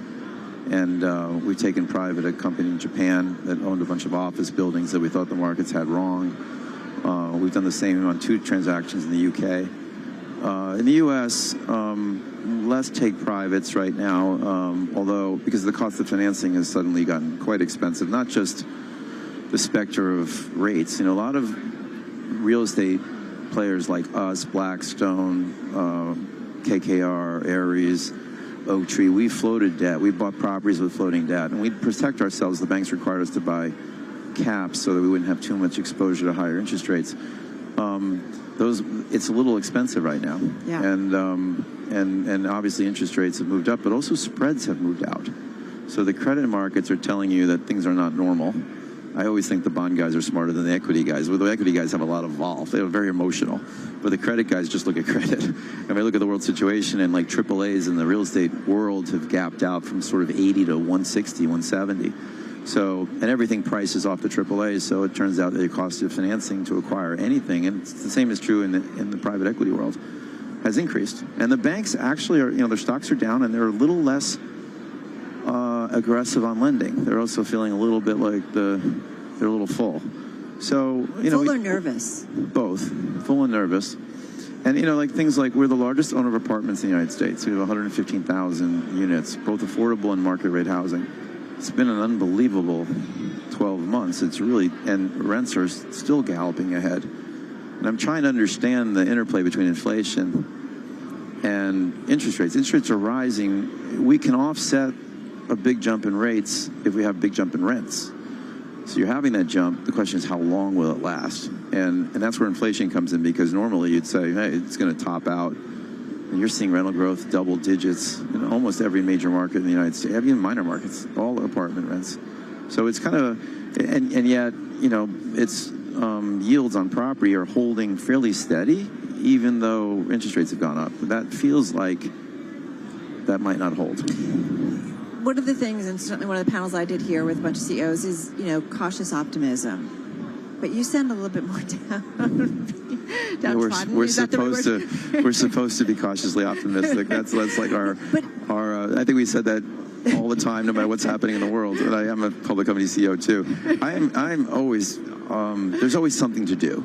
And one of the things to do is not do anything. That's actually something to do too. Right. So we're just being super selective. I think we buy something off market, or we think we're getting a better than market price, and we like the asset class. We understand it. We have all this data because we have 120 billion of assets. Ken Griffin of Citadel yesterday said most uncertainty he's seen since 08. Yeah. Anybody talks about 08, we all get a little nervous. Well, Paul Jones this morning was pretty negative on things, too. I mean, I think the specter of the Fed tightening, and the Fed showed up so late to this game. And we still have a lot of spending coming, and the infrastructure bill, they haven't spent any money. There's a $1.2 trillion. The states haven't even spent the $400 billion they were getting from the American Recovery Act. Some of it hasn't even been allocated yet.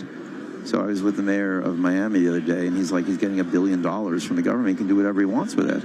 That's nice inflationary, though. Yeah. I mean, it's like and then China shut down. Like, it was bad, but it was open. Now they closed, and I can't even imagine the parts and shortages we're going to have going forward. So this is, I see some people say inflation's topping out.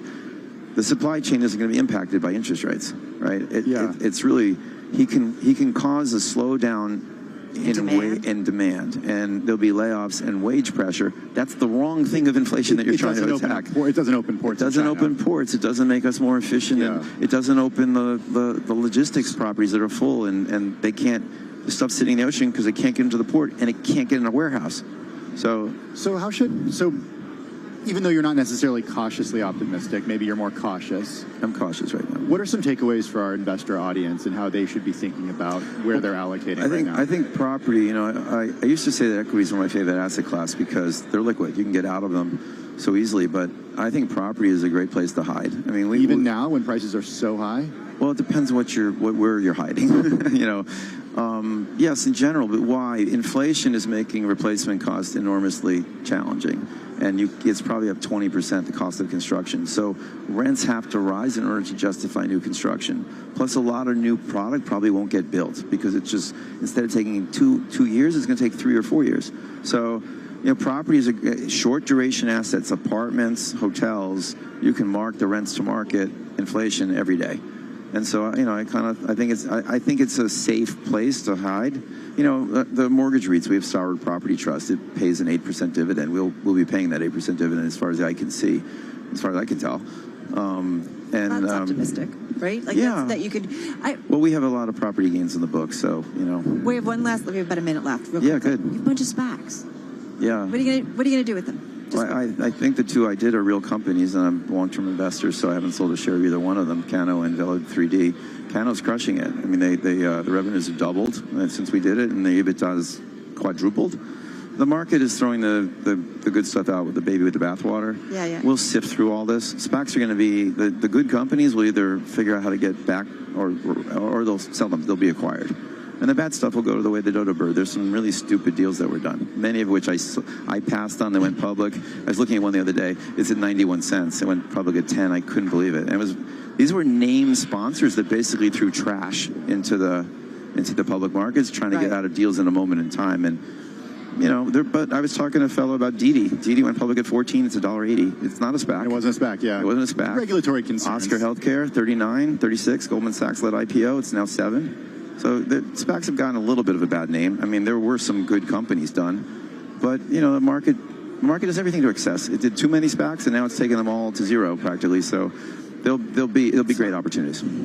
So great to have you here. Thanks for having so me. much, Barry Sternlicht of Pleasure to be with you. Love it. Thank you so much. Really appreciate it. All right, you're listening to Bloomberg Business Week. Carol Masser along with Tim Stanovic, and great to get the perspective of Barry Sternlicht. Right now, we are checking in on the markets. Seeing now a sell-off of some sort. Down the S&P 500 down just about 2 points right now, Carol. Excuse me, higher by 2 points. The Dow Jones Industrial Average down by more than 0.1%. The NASDAQ 100 lower by 0.3%. So a little bit of a reversal from what we saw earlier. Yeah, exactly. So it's interesting. It's the beginning of the Fed meeting. It's a 2-day meeting, right? So we'll get the decision tomorrow. But certainly investors thinking about this. Really interesting conversation with Sternlicht just now. All right. You are listening to Bloomberg Business Week. Lots more conversations to come from the Milken Institute Global Conference. This is Bloomberg Business Week on Bloomberg Radio. All right, you are listening to Bloomberg Business Week. Carol Masser along with Tim Stanovic. Barry Sternlicht, a legend, understands the hotel market, understands real estate, has been buying big time into multifamily. In the UK, he's bought a bunch of hotels over the last few years. But it's interesting, you talked about rents being higher, and there have been pieces about that the higher rents have made it very difficult for a lot of individuals. But you could see how he's trying to figure out, high inflation, high rents, when does this all start of kind of potentially top out? I sense some trepidation about the U.S. economy, about the consumer. he said the Fed is behind the curve, and I think that he's absolutely right in terms of the way he talks about inflation. Inflation from a demand perspective, that's something that can be addressed by the Federal Reserve.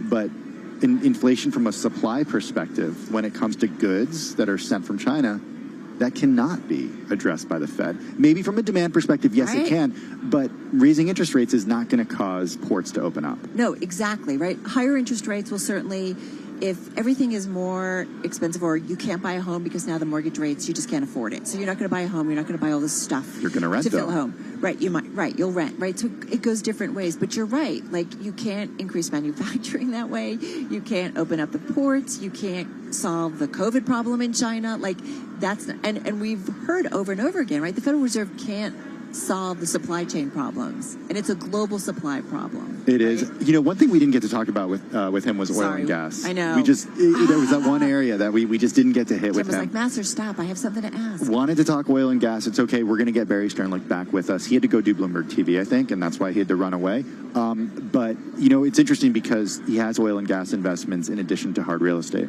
Yeah, and I do wonder if that's where, you know, he's seeing incredible gain. You know, potentially, we've certainly seen energy outperform, although it's become a little bit more volatile as the price of crude oil has swung around. So interesting to see. He's also in energy infrastructure, which we know when he talks about the infrastructure spend not being put to work yet by the U.S., you know, that's maybe to come. All right, you're listening to Bloomberg.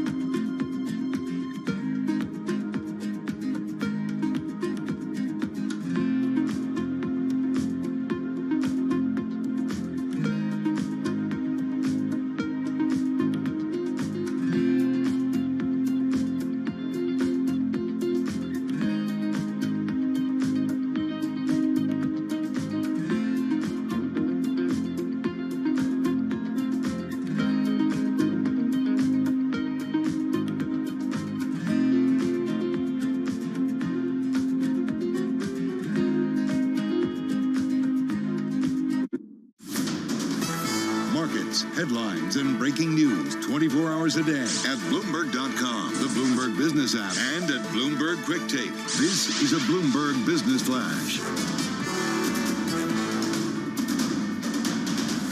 From Bloomberg World Headquarters, I'm Charlie Pellet. We've got the Dow lower, the S&P higher, NASDAQ lower as well. Bottom line here, stocks fluctuating. It's a volatile Tuesday, little change. Stocks moving in a mixed manner with traders awaiting more clues on whether the Fed will be able to pull off a soft landing that brings inflation down without triggering a recession. S&P 500 fluctuating as a drop in tech companies offsets gains in economically sensitive areas like commodity producers and banks. The S&P up 10 right now, up by 0.3%. Again, the Dow lower, little change, actually down now by 1 point. We have got NASDAQ down 6, a drop now of 0.1%. 10-year up 6/32, 10-year yield 2.95%. Spot gold up 0.2%, 18.67 the ounce.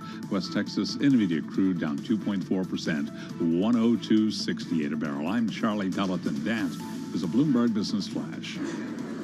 All right, Charlie, thank you so much. You're listening to Bloomberg Business Week. Carol Massler, Tim Stanovic, live at the Milken Institute Global Conference in Beverly Hills. Joining us right now, also on site, is Bloomberg Digital News Executive Editor Joe Weisenthal. We have a big Bloomberg contingency. What's your take so far? Great conference. Great. Wait, is this Joe Weisenthal from Odd Lots too, right? Weisenthal. Okay, just making sure. Like Barry That's Sterling. how Barry Sterling, his hands in a lot of things. But that's how people here, I think. I mean, a lot of people here, I think That's of you true. as the Odd Lots guy. Yeah, I hope so. That's cool. I like that. I'll take it. It's great here. I'm trying to think. What are the When was the last? Were you here in the fall?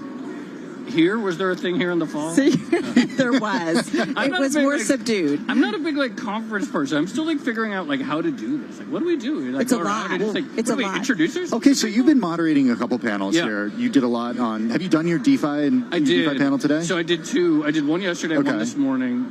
All crypto. People trying to figure it out.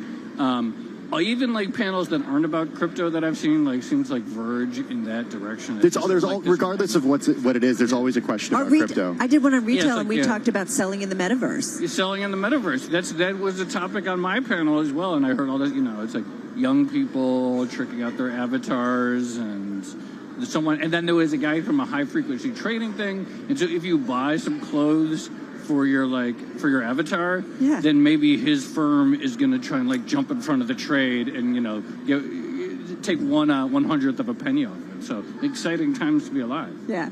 Well, and what do you make of one of the things I always love to gauge? I remember too, in a couple of years ago, pre-pandemic, and we were all talking about taxation of billionaires, and I remember going up to billionaires and really wealthy people, and yeah, it's time for us to be taxed. Right. Just to get the mood on some major issues. What is it that you're hearing in terms of tone and mood when we're I feel like, certainly with the markets, at this interesting point? You know what I actually think is really interesting? I had I was thinking about this question this morning. Yeah. And in a way, I think the most interesting topic is what's not on a lot of agendas. Because, look, there's been I've been on two different crypto things. People are still talking a lot about, tech and AI and all that stuff, right? It pervades the conversation. But what the biggest challenge that everyone really is worried about right now is oil and copper and lithium extraction. These are the really